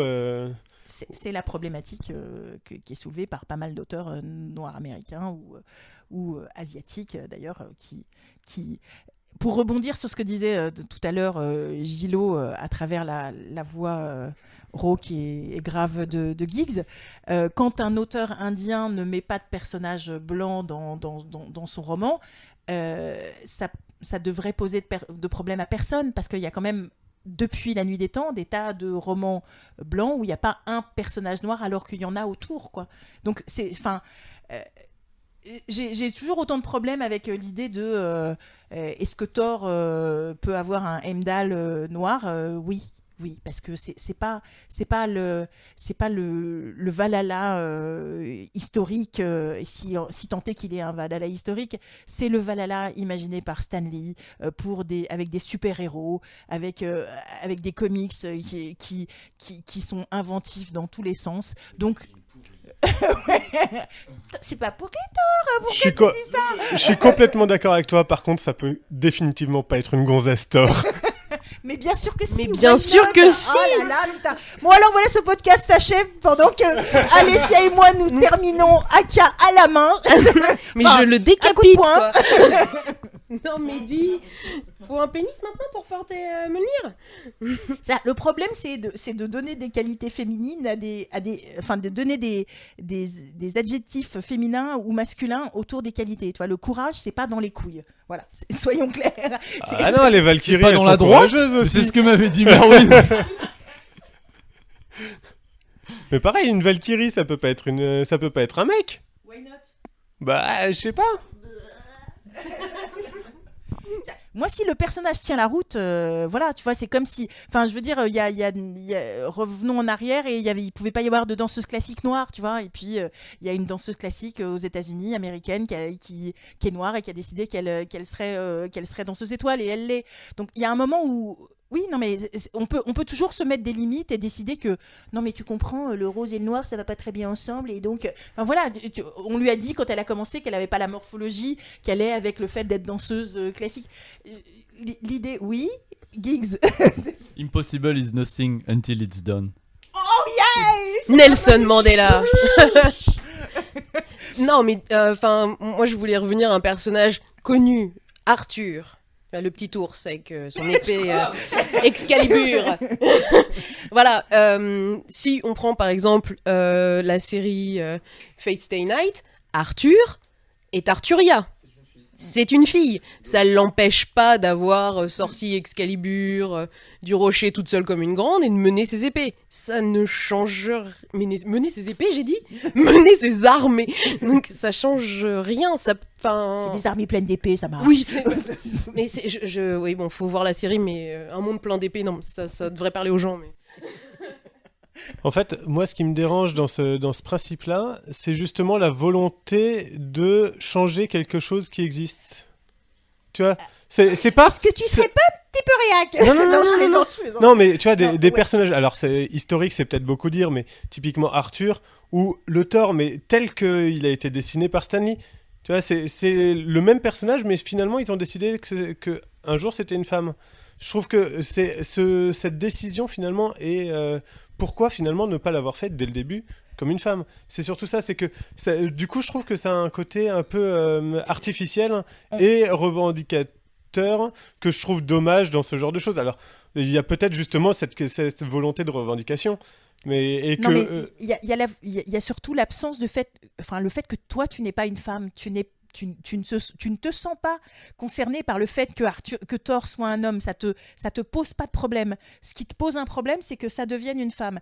Moi personnellement, une femme, un homme, est-ce que le personnage tient la route? Est-ce qu'il fait ce qu'il a à faire? Est-ce qu'il did the job? Tu vois, c'est ça le truc, c'est après, je laisse Alessia continuer. En fait, moi, c'est juste pour rebondir sur ce que tu dis, c'est que ce qui me pose problème, c'est pas que ce soit un homme, ça me poserait énormément de problèmes si Lara Croft au prochain Tomb Raider devenait un homme. Ah bah non. Ça, c'est ce que je veux dire, c'est que un personnage qui existe, qui a un univers finalement, change. Pose-toi la question avec les dragons et pose-toi la question avec Dracula. Voilà, enfin, je laisse Alessia. Je n'ai pas compris cette question-là. Mais... Non, mais en fait, moi, ce qui me pose d'autant plus problème avec le personnage de Thor, si c'est pour parler de Thor, c'est que quand même, celui qui est censé pouvoir porter le marteau, c'est quelqu'un qui fait preuve de certaines valeurs, d'un certain courage. Ça appartient à tout le monde. Je veux dire, pour moi, à partir du moment où, dans les comics américains, il y a cette sorte de renouveau, les personnages vieillissent, les personnages changent, Spider-Man change, etc. Et le flambeau est passé à d'autres. Qui est la personne sous l'armure? C'est l'armure qui représente quelque chose. Et pour moi, Thor représente cette justesse, cette valeur qui fait qu'il est... à même de porter le marteau, ça ne dit rien sur qui il est en dessous. Enfin, c'est pas genré. Est-ce qu'il a ou pas un service 3 pièces? Oui, mais ça, on est tout à fait d'accord. Mais c'est juste pour moi le personnage. En fait, ce qui me dérange, typiquement, moi je trouve qu'il y avait plein d'indices sur est-ce que ça peut être une femme, c'est qu'il a les cheveux longs quand même. Je pense que tu aurais dû t'en douter. Tout ce que tu dis, c'est très vrai. toute le personnage sous l'armure, justement, ça me dérangerait pas que Batman se retire et qu'il soit remplacé par une femme. Parce que c'est un nouveau Batman. Alors que Thor n'est pas un nouveau Thor, puisque en théorie... Ou alors j'ai pas compris comment ils ont justifié le truc. Concept j'ai pas lu le d'univers comics. parallèle. Tu sais, En chez effet. Marvel, dès que ça devient un peu, tu comprends plus, c'est univers parallèle. Bon, alors là, si T'en vous mets l'avez pas. pas lu, voilà, mais il y a un moment où Thor ne peut plus porter Mjolnir, Il y a plus de et stéroïdes il faut anabolisants que chez lui. quelqu'un le porte. Ok. Du coup, c'est plus Thor ? Ah, mais je savais pas. Ok, bah tout vient de là. En fait, pour moi, c'est cette volonté de transformer. Pour moi, c'était le même personnage. Si c'est un nouveau personnage, pourquoi pas ? Mais quand bien même, s'il fallait réécrire l'histoire du début et dire que Thor à la naissance c'est une fille et puis tout le monde le cache parce que c'est pas bien que ça soit une fille et que finalement ça se révèle plus tard que ça en soit une, tu vois, enfin moi, peu importe, j'ai pas de, enfin ça me semble pas un élément important dans le comportement du personnage, mais parce que à mon sens on est super ancré, c'est ce qu'on disait sur l'histoire tout à l'heure, on est élevé dans une binarité et dans une conception des genres et des sexes qui est hyper cloisonnée et qui correspond pas réellement pas à la réalité. Enfin, si on lit les études scientifiques sur le genre à l'heure actuelle, féminin masculin, c'est juste largement dépassé. Maintenant, que ça soit difficile pour nous qui sommes issus de cette culture-là et de cette éducation-là à accepter le fait qu'il y a des gens qui sont agenres, il y a des gens qui sont gender fluides, il y a des gens qui, enfin voilà, il y a plein d'autres. Oui, gender fluide, oui, tu passes du masculin au féminin un peu, et je vais pas faire de comparaison ni m'étaler sur le sujet parce que je vais dire des conneries et que ça serait mal, mais je pense qu'on est issu de notre éducation et que notre éducation elle est très restrictive dans plein de domaines, quoi. Elle est très elle est très petite case et qu'elle nous, enfin je sais pas, je vois pas le moment où je te posais la question tout à l'heure sur Dracula ou sur les dragons. C'est d'ailleurs ce que Foradan a très justement évoqué quand il a fait une conférence sur les dragons, c'est qu'est-ce qu'on met derrière le mot dragon. Donc pour toi c'est ça, pour un Chinois c'est autre chose, et qu'est-ce qu'on met derrière le mot Dracula ? Moi, si demain, comme dans Anne Rice, la reine des damnés, c'est elle qui est à l'origine du mythe de Dracula, ça me pose pas de problème. Si comme le fait Nadia Coste dans le premier, son Dracula, ouais, c'est récent, c'est young adulte et c'est français, son Dracula est issu d'une espèce d'accident de la nature, parce que deux frères se tapent et que, enfin voilà, c'est vraiment sa vision du mythe de Dracula est hyper intéressante et elle a pas grand chose à voir avec Bram Stoker, et en même temps quelqu'un comme Jean Coligny, qui est un spécialiste du vampire, dit que son histoire tient complètement la route et rentre dans le truc. Je pense que chaque fois qu'on casse les codes et qu'il y a des codes qui sont plus durs à casser que d'autres. Visiblement, c'est pas dur de casser un code sur un personnage inventé comme Dracula. Ça l'est beaucoup plus sur un personnage qui fait écho à la masculinité ou à la vision des Vikings que certains ont. Voilà, le Viking est blond, mâle, couillu, testostéroné. Le gros marteau. Et le Viking il va peut-être évoluer aussi, comme le mythe de Dracula. Il y a plus de marteau. Il y a plus de marteau. Si, mais il est pas entre les jambes. Bon, je pense juste là où ce que moi je reproche, mais encore une fois, c'est sûrement parce que je me sens moins concerné, c'est le côté justement un peu pour répondre à la polémique, quoi. Tu vois, c'est le côté artificiel de ce truc-là. Alors peut-être pas pour Thor parce que je l'ai pas lu.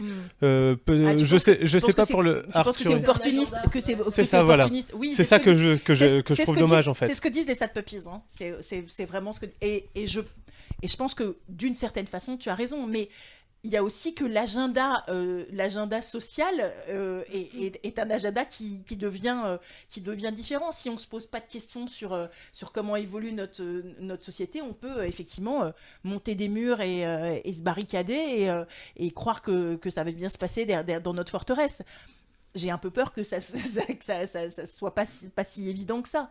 Donc, effectivement, peut-être que l'agenda de l'imaginaire, tout d'un coup, colle à l'agenda de la réalité, colle aux revendications féministes, colle aux revendications des gens de couleur. Je suis d'accord avec toi, sans doute, mais oui, il y a un moment où si tu n'entends pas les gens qui crient de plus en plus fort ou qui tout d'un coup sont de moins en moins muselés, peut-être que tu passes à côté. Alors, j'ose espérer que c'est pas juste opportuniste, mais je comprends ta vision des choses. Hein. Je dis juste que moi, bizarrement, en tant que femme et en tant que femme de couleur, elle me perturbe pas outre mesure, quoi. Tu vois, quand je vois un noir quelque part dans un univers quelconque, je me fais le luxe de dire je m'en fous qu'il soit noir, quoi. Tu vois, parce que moi, je m'en fous d'être noir. Voilà, je le suis. Et j'ai pas le choix et c'est comme ça, donc à la limite il y a plein d'univers où s'il y a un noir, moi ça me saute pas aux yeux, hein. C'est pas un truc qui me choque en tout cas. Oui, moi non plus. Ouais, ce qui te choque, c'est s'il a le six-pack ou pas. C'est parce que finalement, c'est ça l'important. Je sors que des conneries depuis tout à l'heure. Mais non. Bon, et posons-nous la question de est-ce que Tolkien a joué un rôle dans cette vision que les gens ont de la fantaisie un peu réactionnaire.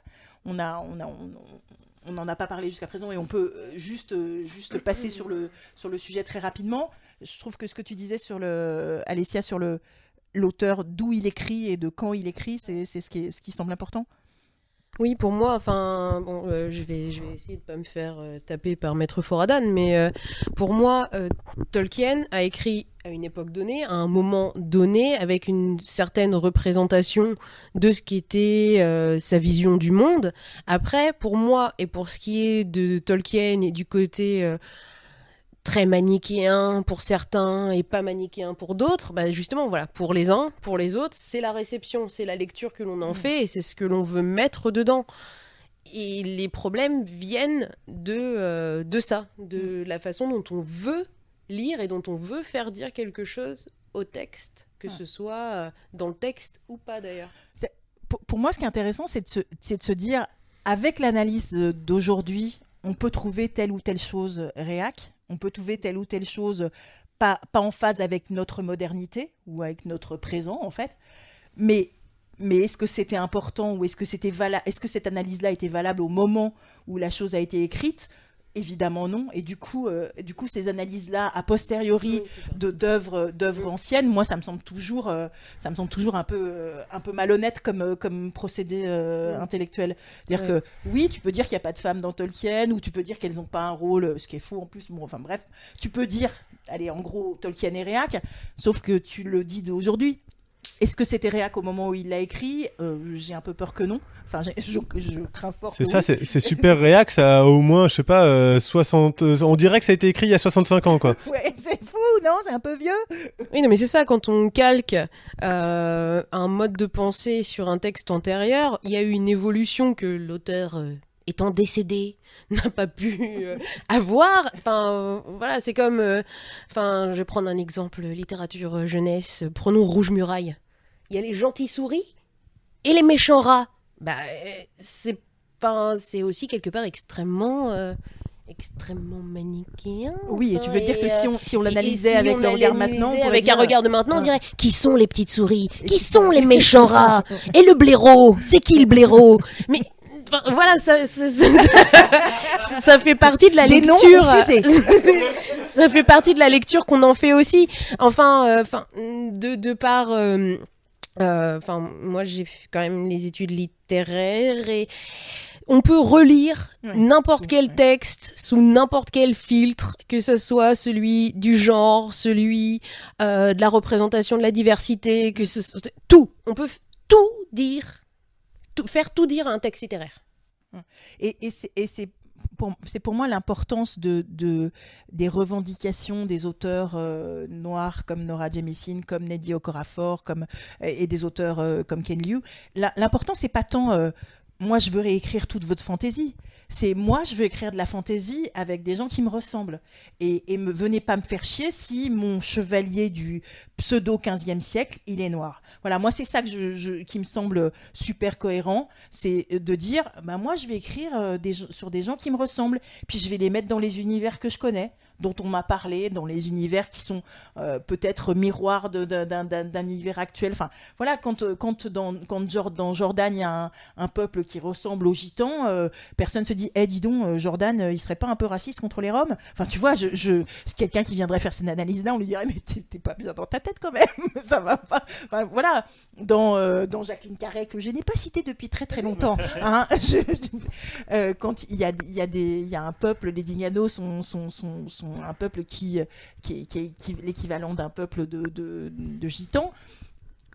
Enfin voilà, ça pose de problème à personne. Si tout d'un coup elle avait créé un peuple de noirs qui migrent, pourquoi pas, quoi. Je veux dire, l'indo-européen, l'arien, tout ça, c'est complexe. Et puis encore une fois, tout ça est tellement imprégné de la façon dont on nous a appris l'histoire. Enfin, si on remontait en arrière sur l'origine, les Perses, enfin voilà, on peut réécrire plein de choses, effectivement. On peut réécrire plein de choses.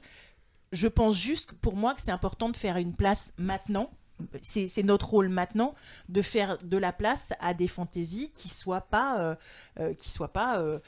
les mêmes que celles écrites il y a 60 ans, tout simplement. C'est juste ça. Moi je trouve pas la fantaisie réac du tout. Je pense qu'il y a des romans que j'ai plus envie de lire parce qu'ils sont pas très en phase avec le monde tel que j'ai envie de l'imaginer quand je lis de l'imaginaire. Mais ça s'arrête là. Bon, parce qu'ils sont datés tout simplement, quelque part. C'est que finalement, on écrit quand même dans l'époque où on est, et que ce soit la manière d'écrire, le thème, la façon de penser, bah, tout ça, ça peut évoluer, et finalement, ça fait que ça parlera moins aux lecteurs de dans 50 ans que aux lecteurs contemporains. C'est pour ça pour les livres, c'est pour ça pour les films.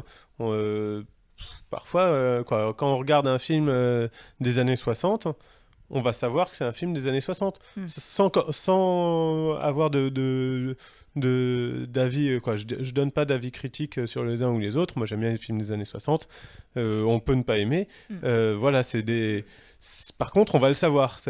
Et pareil, je pense qu'un livre, à part quelques livres qui sont plus ou moins intemporels, et encore, j'en connais pas tellement, on va savoir que c'est un livre...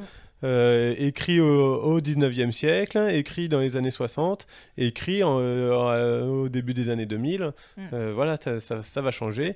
Ensuite, y a des écritures et des thèmes qui vont nous parler plus que d'autres.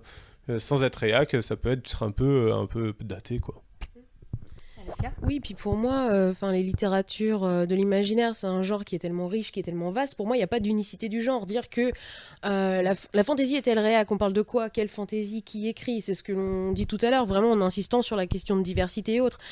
Il y a tellement de choses à lire, et que nous, en tant que lecteurs, on peut se permettre justement d'avoir ce choix-là aussi, de vouloir lire autre chose, des représentations différentes, ou... pas, si on n'a pas envie et qu'on veut rester dans un créneau qui pour nous fonctionne très bien, mais il n'y a pas de est-elle réac comme un gros tout. Enfin, pour moi, ça ne fonctionne pas. Du coup, le livre policier est-il réac? Non, c'est bon, on arrête. Revenons sur la diversité justement des héros et des problématiques. Est-ce que quand je pense à une des réactions, une des suggestions qui a été faite en forum sur le rôle de la magie, par exemple. Moi, j'ai pas tout bien compris à ce topic de dire que et je pense que Alessia, tu as une réaction sur le sujet aussi. Aka, tu en as parlé, je te laisse le dire. C'était au niveau des diversités des héros, donc et de la place de la magie. Et de la place de la magie. Alors il y a deux points complètement différents. Moi, donc pour la place de la magie, justement, ça a été cité en forum. J'ai beaucoup aimé est-ce qu'on peut dire que la magie pousse à vivre dans le passé et à repousser le progrès scientifique, ou est-ce que c'est juste du racisme contre les objets moldus, puisque c'était l'exemple d'Harry Potter. Et ça, j'aime bien ce questionnement. Alors, que ce soit pour Harry Potter ou autre chose, en effet, on a typiquement dans le steampunk, c'est une question qui est souvent posée, la dualité magie-technologie. Sauf que dans le steampunk, elle est vraiment plus souvent intermêlée que opposée.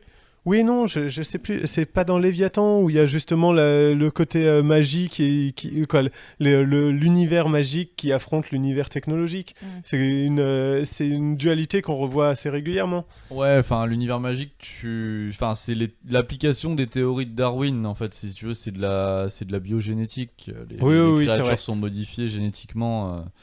Donc bon, après tu peux appliquer ça un peu à de la magie. Pour moi, ça reste SF contre SF, mais c'est discutable, on va dire. Ça reste des animaux modifiés contre des mechas, en gros.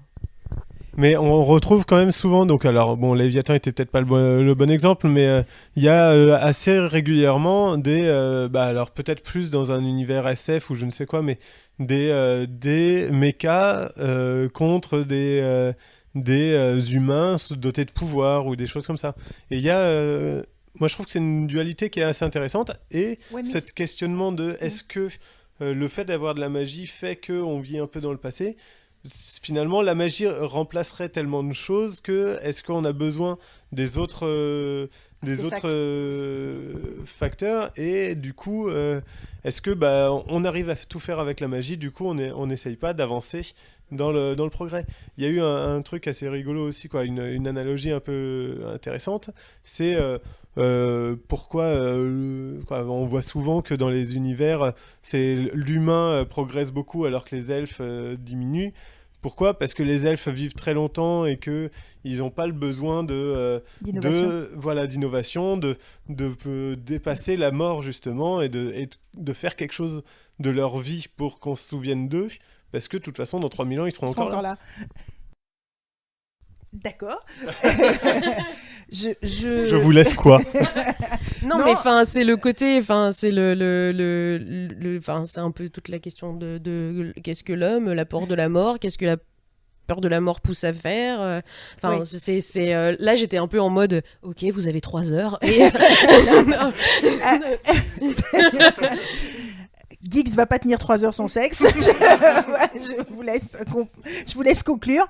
Je suis pas tout à fait ok sur cette idée de la magie opposée à la technologie dans le steampunk. Pour moi, c'est plutôt c'est pas en opposition, et c'est pas l'une est significative de progrès alors que l'autre non. C'est plutôt 2 voies. C'est un peu comme la voie lente et la voie rapide, quoi. C'est ce que tu choisis, la voie du sabre ou la voie du pistolet. Est-ce que enfin voilà, il y a plutôt ce côté deux choix de vie un peu différents et 2 façons d'appréhender le pouvoir et comment l'exercer de façon différente. Mais moi, dans le steampunk que j'ai lu, il y a plus... c'est marrant parce que du coup, la façon dont tu en parles, ça me fait penser à Dune. C'est-à-dire que le manta dans Dune, est-ce que c'est un produit de l'humanité ? Est-ce que c'est un produit de l'informatique qui a été transformé ? Est-ce que c'est un surhumain, ou est-ce que c'est un ordinateur qui a été transféré dans des cerveaux ? Voilà, je trouve ça intéressant comme problématique, et c'est typiquement de la magie, quoi. Le manta, pour celui qui n'est pas manta, c'est un magicien, clairement. Si tu lis Dune de cette façon-là, et l'épice, c'est une super drogue qui te donne des pouvoirs de folie qui sont quasi magiques, quoi. Comme l'héroïne. Tu as essayé donc. Tu as essayé, en fait. T'as essayé de plier l'espace. Parce que tu crois qu'il y a 2 secondes qu'il est l'élu, toi. No kidding. On est foutu. Si c'est Geeks l'élu, on est foutu. Moi, je vous le dis. Moi, je quitte Arrakis. Moi, je suis du côté des Harkonnen. Non, mais enfin, pour moi, le côté magie, technologie, l'idée était partie de Harry Potter. Et pour moi, c'est pareil, ça s'oppose pas non plus. Pour moi, il y a aussi une question de protection du monde des sorciers vis-à-vis des Moldus. C'est généralement aussi comme ça qu'ils le présentent.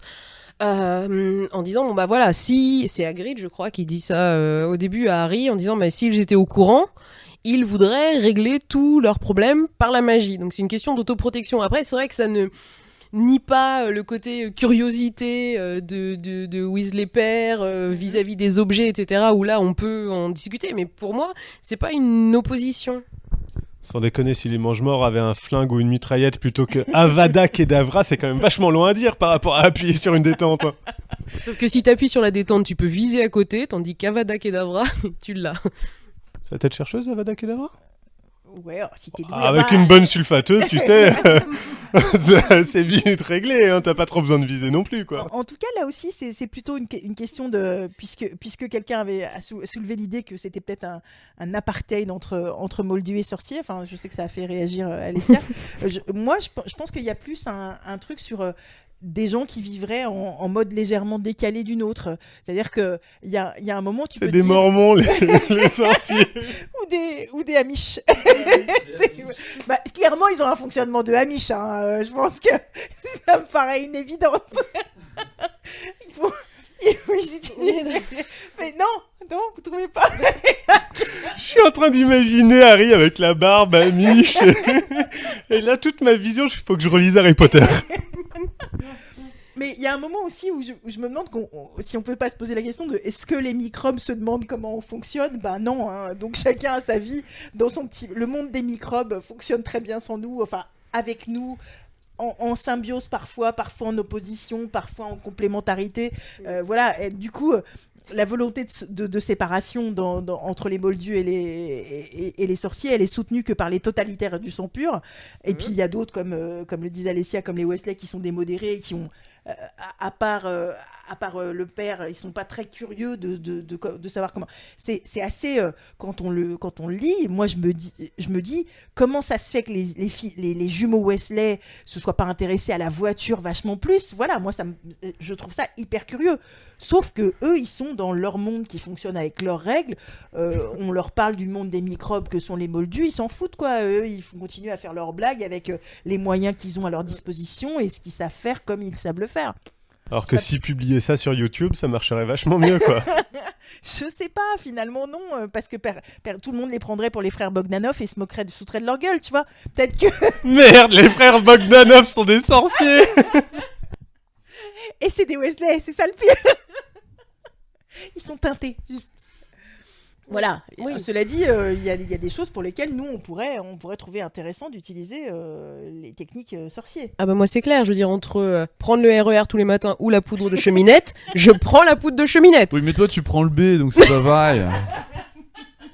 Filez-moi de la poudre de cheminette. Pour les non-parisiens, sachez que la baie, c'est... L'enfer. Le 4e cercle.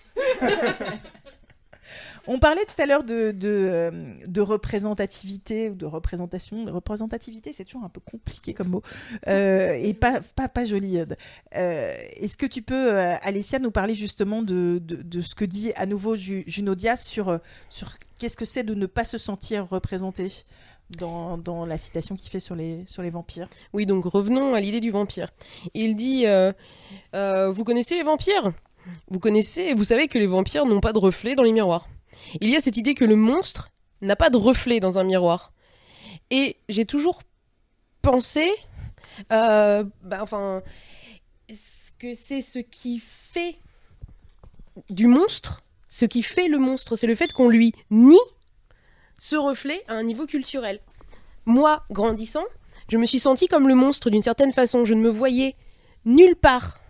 Et je me disais, mais il y a quelque chose qui ne va pas avec moi. La société entière semble penser que les gens comme moi n'existent pas. Et une partie de ça m'a inspirée. Était-ce ce désir profond avant que je ne meure de faire quelques miroirs? Je ferai quelques miroirs pour que les enfants, comme moi, puissent se voir, réfléchir et ne se sentent plus si monstrueux. Voilà. C'est ce qu'on disait tout à l'heure sur la difficulté de ne jamais se reconnaître dans ce qu'on lit ou dans ce qu'on voit. C'est ça, pour moi, ce qui fait de la fantaisie quelque chose de non réac. C'est la possibilité de donner mais de tout temps, enfin l'anticipation, quand on lit Les Plus qu'humains et qu'on n'est pas très bien dans ses baskets en tant que qu'ado qui grandit, c'est énorme. Quand on lit même À la poursuite d'Eslan, qui est un vieux bouquin de Von Vogt, non ? Ouais, d'anticipation sur l'apparition de mutants parmi les humains. C'est ce que disait Diaz tout à l'heure sur les X-Men. Évidemment, les X-Men, c'est un problème de qu'est-ce que c'est que d'être différent dans un monde où tout le monde est pareil. La mutation, c'est juste une métaphore. Enfin, il y a aucun doute sur le sujet. Donc oui, je pense que la fantasy est amenée à évoluer vers de plus en plus de diversité, parce que les gens qui l'écrivent ont bien compris que c'était un genre qui permettait d'offrir des miroirs à tous ceux qui se voient nulle part. Ce qu'on n'a pas dit aussi tout au long du podcast, c'est que avant, une certaine époque, en fait, la majorité des écrivains. Être écrivain, c'est quoi ? C'est à la base faire partie d'une élite culturelle. Qui avait accès à l'élite avant ? Qui était l'élite ? Bah, c'était des blancs. Et maintenant, l'élite commence à être un peu plus... c'est pas ouverte, c'est pas le bon terme. Un peu plus diversifiée. Donc forcément, t'as des écrivains diversifiés, t'as des écritures, t'as des textes qui sont plus divers. C'est normal. On n'a pas abordé... C'était la quote intelligente de Giggs. Ouais. Et en plus, ça a été vraiment cool. Ce sera la seule. Non, on a eu Nelson Mandela tout à l'heure, je suis désolée. On a évoqué à plusieurs reprises les sujets abordés. On a juste effleuré la question des choix de régime politique, par exemple en fantasy. Il y a quelqu'un de bien connu sur le site qui disait ici c'est la fantasy, il n'y a pas de démocratie. Et effectivement, il est assez peu fréquent dans les univers fantasy qu'on se retrouve dans une situation où tout se passe bien, où tout le monde se respecte, où les opinions sont facilement acceptées. Il y a le principe du conflit qui est souvent... Bah oui, sinon c'est oui au Valhalla. Enfin, je sais pas, faut qu'il y ait un conflit quelque Il va part y aller. pour qu'il y ait un récit. Il y a un tome Il qui faut est qu'il meure sur le C'est champ de le Ragnarok, bataille. hein, c'est l'annonce du Ragnarok. Hein. Oui. Oui, va mourir sur le champ de bataille. Enfin, voilà, le récit mais du conflit. Si tout se passe bien, c'est un peu triste, quoi. Enfin, c'est triste, non, mais, mais c'est- peu intéressant. c'est Tu vois, peu les gens intéressant d'un heureux point de vue narratif, dirons-nous. les gens heureux n'ont pas d'histoire, c'est ce fameux truc là. Oui, pourquoi pas. Mais on pourrait quand même être dans des systèmes qui fonctionnent à peu près bien. Ça me fait penser à ce bouquin dont j'ai déjà parlé plusieurs fois, qui s'appelle Villains by Necessity. Je pense qu'il est toujours pas traduit, où on est le démarrage du récit, c'est le bien a gagné. Et en fait, ça, c'est l'équilibre. Enfin, moi, ce qui m'intéresse, je trouve... Qu'est-ce qu'on fait Le blanc. Et ben en fait, dans Villains by Necessity, on va vers le blanc, on va vers la lumière, tous ensemble, puisque le bien a gagné. Et c'est pas très très sympa comme perspective. C'est un peu trop lumineux et trop rien, quoi. Enfin, c'est le principe de le paradis, ça va certainement être très chiant, quoi. Vous avez tous vu cette quote qui dit... s'il y a un stairway to heaven et un highway to hell, je vous laisse imaginer la quantité de personnes qui vont dans chaque sens. Et je trouve ça très drôle. Voilà, personnellement. Effectivement, on va tous aller en enfer, surtout nous qui lisons de la fantaisie réactionnaire. Donc oui, est-ce que vous pensez possible d'inventer des systèmes qui soient un peu moins je dirais, démocratie, un peu plus démocratique, un peu plus, je sais pas, est-ce qu'on peut envisager des univers participatifs, des univers où le peuple peut s'exprimer en toute démocratie, comme le nôtre, hein, quoi, tellement efficace. Pardon. Là, du coup, je pense à Sacré Graal, hein, comme le nôtre. Je suis votre roi, mais on ne vous a pas élu. Qui t'a nommé? Bon, donc... C'est vrai que ça nous laisse un peu non, dubitatif. mais Non, mais en effet, j'ai dans l'esprit D'univers. des univers antiques, donc près de la Grèce antique, donc forcément là on a de la démocratie et Qui ne ressemble qui en vaut rien ce à la qu'il vaut, nôtre. ouais, Hein. c'est ça, qui est une Soyons démocratie clairs. particulière quand même. Ensuite, c'est vrai que j'essaye de réfléchir Alors, j'imagine que tout ce qui est médiéval fantasy, de toute façon, va avoir un côté comme ça. Féodal. Ensuite, il y a toujours le questionnement de où se trouve l'action, quelle est l'action. Dans beaucoup de livres de fantasy, en fait, les personnages principaux, etc., vont être très politisés. Donc justement, il va y avoir, c'est le fils du roi qui va prendre le pouvoir. Il va y avoir Un rôle politique politique à avoir. J'ai l'impression que typiquement dans la fantasy urbaine, c'est beaucoup moins le cas. Peut-être parce que déjà on se classe dans un monde démocratique, mais là le méchant éventuellement va vouloir gouverner le monde et instaurer une tyrannie, mais entre guillemets les gentils vont pas avoir, vont moins avoir un rôle démocratique, vont plutôt avoir un rôle de sauveur du monde. Ouais. Ouais. Mais il peut y avoir quand même cette idée-là de on sauve, on empêche la tyrannie. Ouais. Tu veux dire que les gentils en urban fantasy sont l'équivalent de Garion en de toute façon, les gentils sont des gentils, hein, donc. Ouais, quel que soit l'univers. C'est ça. Bon, ils sont plus ou moins cons, mais. Oui, non, puis du coup, je repensais à l'urban fantasy, et c'est vrai que, pour moi, justement, souvent en urban fantasy, l'histoire est justement ailleurs que sur la sphère politique. Enfin, je sais pas si... quand on réfléchit, là, le premier exemple qui me vient, c'est les Charlie Davidson. Le régime politique, je veux dire, Charlie, l'héroïne, elle s'en contrefiche, quoi. Oui, c'est pas évoqué. C'est pas évoqué du tout, ça lui passe à 15 km. Donc, peut-être que justement, cet aspect-là de la fantasy urbaine dit aussi quelque chose. Alors du coup, je pense qu'on passe un peu sous silence le principe des infiltrations de gouvernement ou des infiltrations de systèmes politiques par les méchants dans l'urban fantasy. Il y a aussi quand même cette partie-là.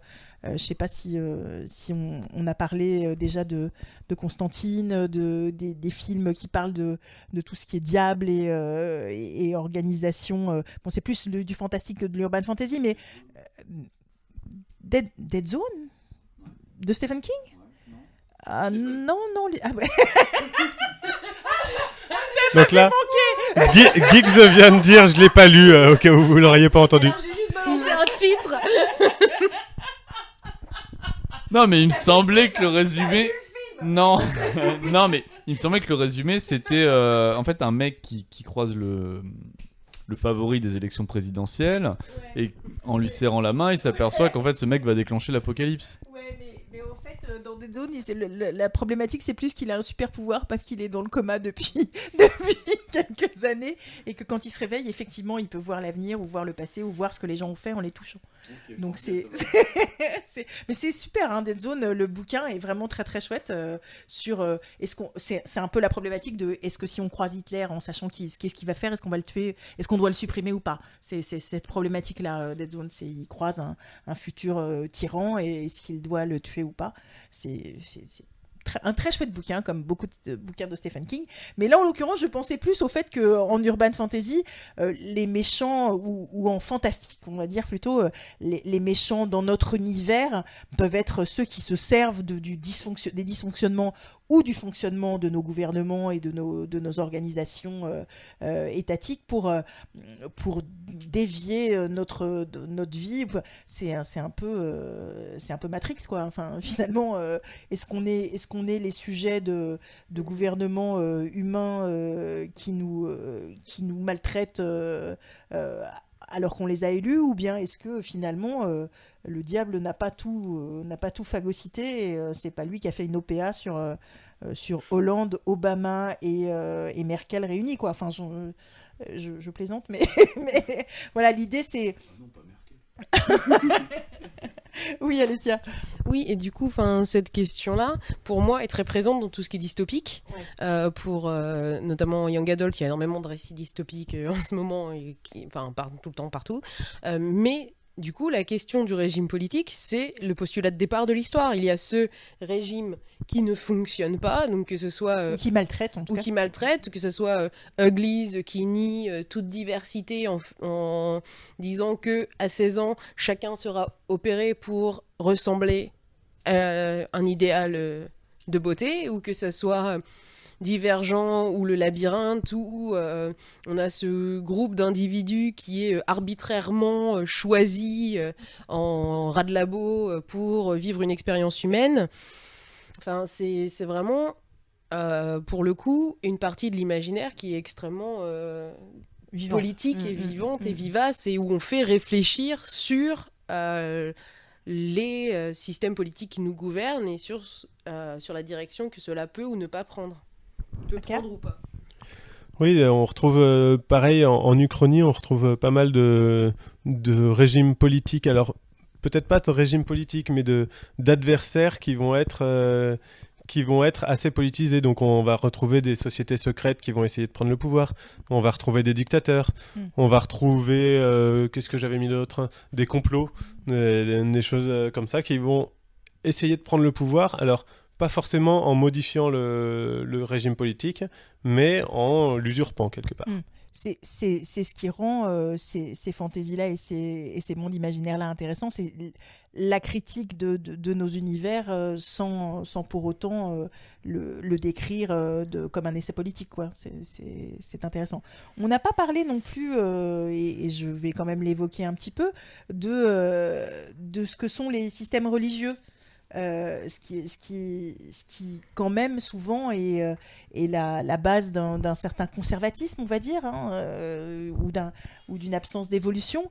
Là, pour le coup, peut-être que en fantasy, le domaine de la religion est assez vaste parce que la cosmogonie est proportionnelle à l'inventivité humaine sur le sujet.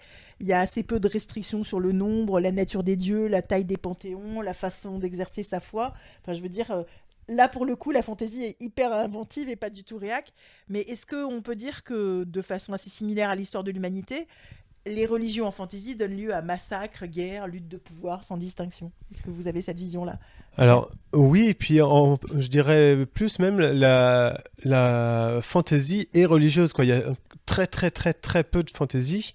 Alors, je mets un peu à part l'urban, mais très très peu de fantaisie où il n'y a pas de religion, où en tout cas la religion n'a pas de valeur, de rôle central dans le récit ou dans l'univers. Religion ou croyance, oui. Religion ou croyance, bien évidemment. J'amalgame un petit peu les deux. T'as raison. En particulier, quoi, bon...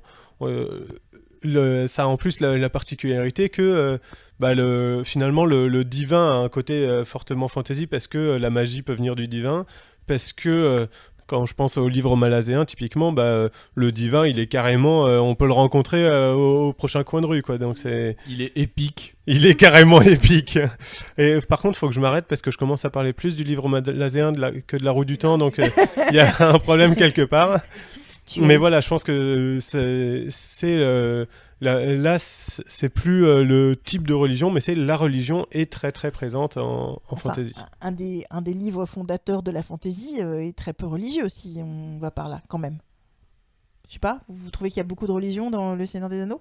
Énormément de religion, tout est basé sur la religion, puisqu'on c'est à la base l'affrontement entre deux dieux, entre Morgoth et les Ainur. Le manichéisme et l'affrontement entre le bien et le mal, c'est une chose. Est-ce que dans le récit, la religion de chacun des protagonistes, est-ce qu'il y a un système religieux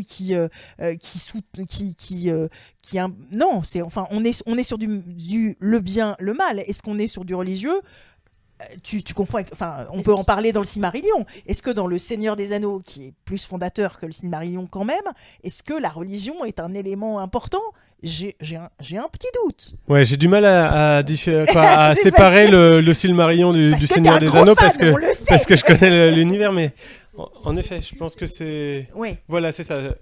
Donc Alessia vient de dire c'est une question de culte et de religion, donc voilà, la différence est notable. En effet, le Seigneur des Anneaux, stricto sensu, est pas très religieux et ne met pas en avant forcément les religions contrairement à le problème du bien et du mal se pose aussi dans la roue du temps, et là il est religieux, parce que la croyance en telle ou telle chose décide de si tu suis telle voie ou telle autre voie. Enfin, moi il me semble. Si tu crois au sceau, si tu crois pas au sceau, si tu crois au retour du dragon ou si tu crois pas au retour du dragon, voilà. la religion est importante chez Martin. Je le découvre au fur et à mesure de la série, mais bien sûr. Oui, puis c'est très politique chez Martin. Il y a En plus, voilà. Walk of Shame. Je ne spoil pas, hein, vous avez vu, j'ai juste dit Walk of Shame. Vous avez vu ce mème magnifique à propos de la bigote américaine. Bon, alors je la fais courte. Il y a une bigote américaine qui était employée de mairie et qui a refusé des certificats de mariage aux gens de même sexe. Et du coup, il y a des mèmes qui continuent, qui la concernent en disant le principe c'est ne crois pas aux ovnis, mais elle fait quand même le job. Et là, t'as Scully dans Mulder et Scully. Ne crois pas à tel truc, mais fais quand même le job. Enfin, plein de mèmes là-dessus. Et il y en a une avec la personne qu'on sait, qui est reine, un peu nana, n'est pas très convaincue par le Walk of Shame, but did the job. Et pour moi, c'est un peu la meilleure. Voilà. Petite anecdote, vous n'avez qu'à suivre les mêmes sur internet aussi, en même temps vous êtes tous connectés. Si vous nous écoutez, vous êtes tous connectés. On pourrait faire un slogan comme ça, si vous nous écoutez, vous êtes tous connectés. Ce que je veux dire, c'est que les gens qui n'ont que la radio peuvent pas nous écouter. Non, pas encore. Voilà. Mais pas encore. Bon, donc, voilà, on a évacué cette notion des religions. Alessia. Bah moi, je l'aurais bien pas évacué. Non, c'est surtout que pour moi, religion en fantasy, pour moi, ça fait partie ça me fait penser à des œuvres qui, pour moi, font partie des plus intéressantes qu'on ait pu avoir. Parce que quand je pense à religion, moi, je pense pas à l'idée de suivre un culte précis. Je pense à la construction du culte et à ce que cela implique sur les peuples. Alors, je vais penser à Yesha. Évidemment, en premier, ouais. Je vais penser à Acacia et plus récemment, je vais penser à Eternia de Katz, qui démontre très bien les mécanismes du culte sur la population. Et là, on se détache du religieux. Mais pour moi, cette question de la religion et du culte a permis d'avoir des œuvres vraiment fortes, avec un fort pouvoir réflectif, alors qu'on est vraiment dans la fantasy, mais ça marche très très bien. Sur cette construction, je vous conseille aussi la trilogie des Seconds Fils, Jennifer Fallon. J'en ai déjà parlé plein de fois, mais parce que c'est une trilogie que je trouve géniale et qui n'a pas forcément eu beaucoup de succès, mais je pense qu'elle n'est pas traduite, tout simplement. Où là-dessus aussi, il y a une question de... un second fils rebelle se rend compte que toute la religion qui maintient tout le monde sous dictature est construite sur de fausses allégations et il essaye de mettre la science face à ce que fait croire la religion, et c'est du coup hyper intéressant sur la façon dont comment est-ce qu'on challenge les religions, comment est-ce on les fait tomber, comment est-ce qu'on évite le dogme, parce que le problème c'est pas tant la religion que le dogmatisme.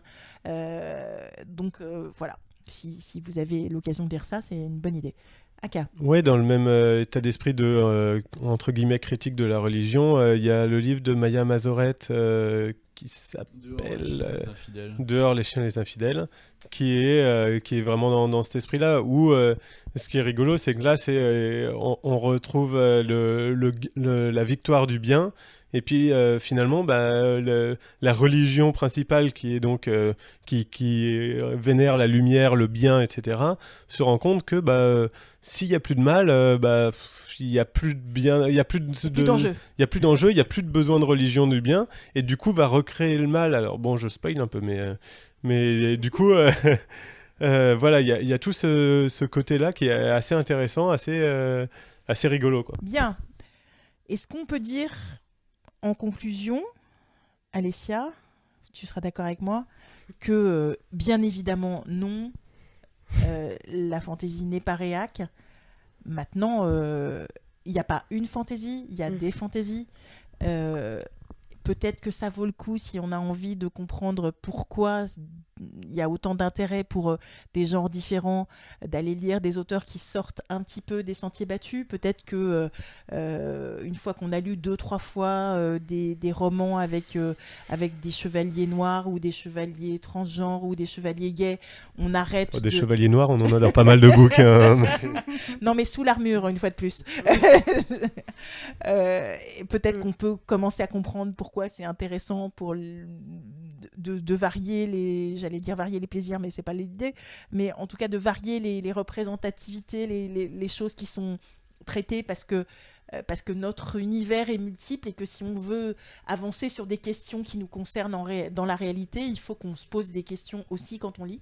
Enfin, on peut essayer, on peut aussi lire juste pour se détendre. Hein. C'est pour ça que la polémique autour des sad puppies me semble tellement ridicule. Évidemment, si on a envie de lire qui se pose pas de questions et qui est super main et qui est super divertissant, pourquoi pas. Et il y a du super divertissant aussi dans les choses qui posent question. C'est ça le truc, c'est qu'on n'est pas obligé d'opposer l'un à l'autre. Alessia ? Oui, puis on n'est pas. Enfin, il peut y avoir, comme on l'a dit tout à l'heure, un livre qui va faire réagir sur des questions. On va être d'accord ou pas, on va avoir envie de réagir ou pas, de le lire ou pas. C'est pareil, ça ne remettra pas en cause les qualités du livre, les qualités narratives du livre. Je vais reprendre l'exemple d'Orson Scott Card. Enfin, ça n'en fait pas des mauvais livres. Donc, c'est vraiment à chacun de faire la part des choses et aussi de garder à l'esprit que se poser les questions, comme le disait Witch, on le lit et après on réfléchit. Rien n'empêche de réagir favorablement ou pas, mais ça reste un enrichissement aussi d'aller voir ce qui se fait dans la diversité des genres. Okay. Finalement, ce qu'on peut dire, c'est qu'il n'y a pas de fantasy réac, il n'y a que des lecteurs réac, quoi. Ça, c'est sûr. Et bien, sur cette conclusion, nous allons nous dire au revoir. Lecteurs, ne soyez pas réac, c'est tout ce qu'on vous demande. La fantaisie se chargera de vous proposer toutes les possibilités. J'ai cru que tu allais dire la fantaisie se chargera de lettres pour vous. Mais elle a rien compris. Allez, on recommence. Eh bien non, merci à tous de nous écouter, de continuer à nous suivre. J'imagine bien qu'on n'a pas dû couvrir tous les thèmes et toutes les idées que vous avez eues sur ce sujet. Je sais que vous allez continuer à vous exprimer en forum à ce propos. Vous pouvez aussi le faire sur la page Facebook du groupe, sur le compte Twitter aussi. En 140 caractères, c'est plus compliqué. mais voir le tweet précédent, ça marche aussi. Eh bien, au revoir et on vous dit au prochain podcast. Au revoir à tous. Ciao, Au revoir. ciao. Salut les loulous.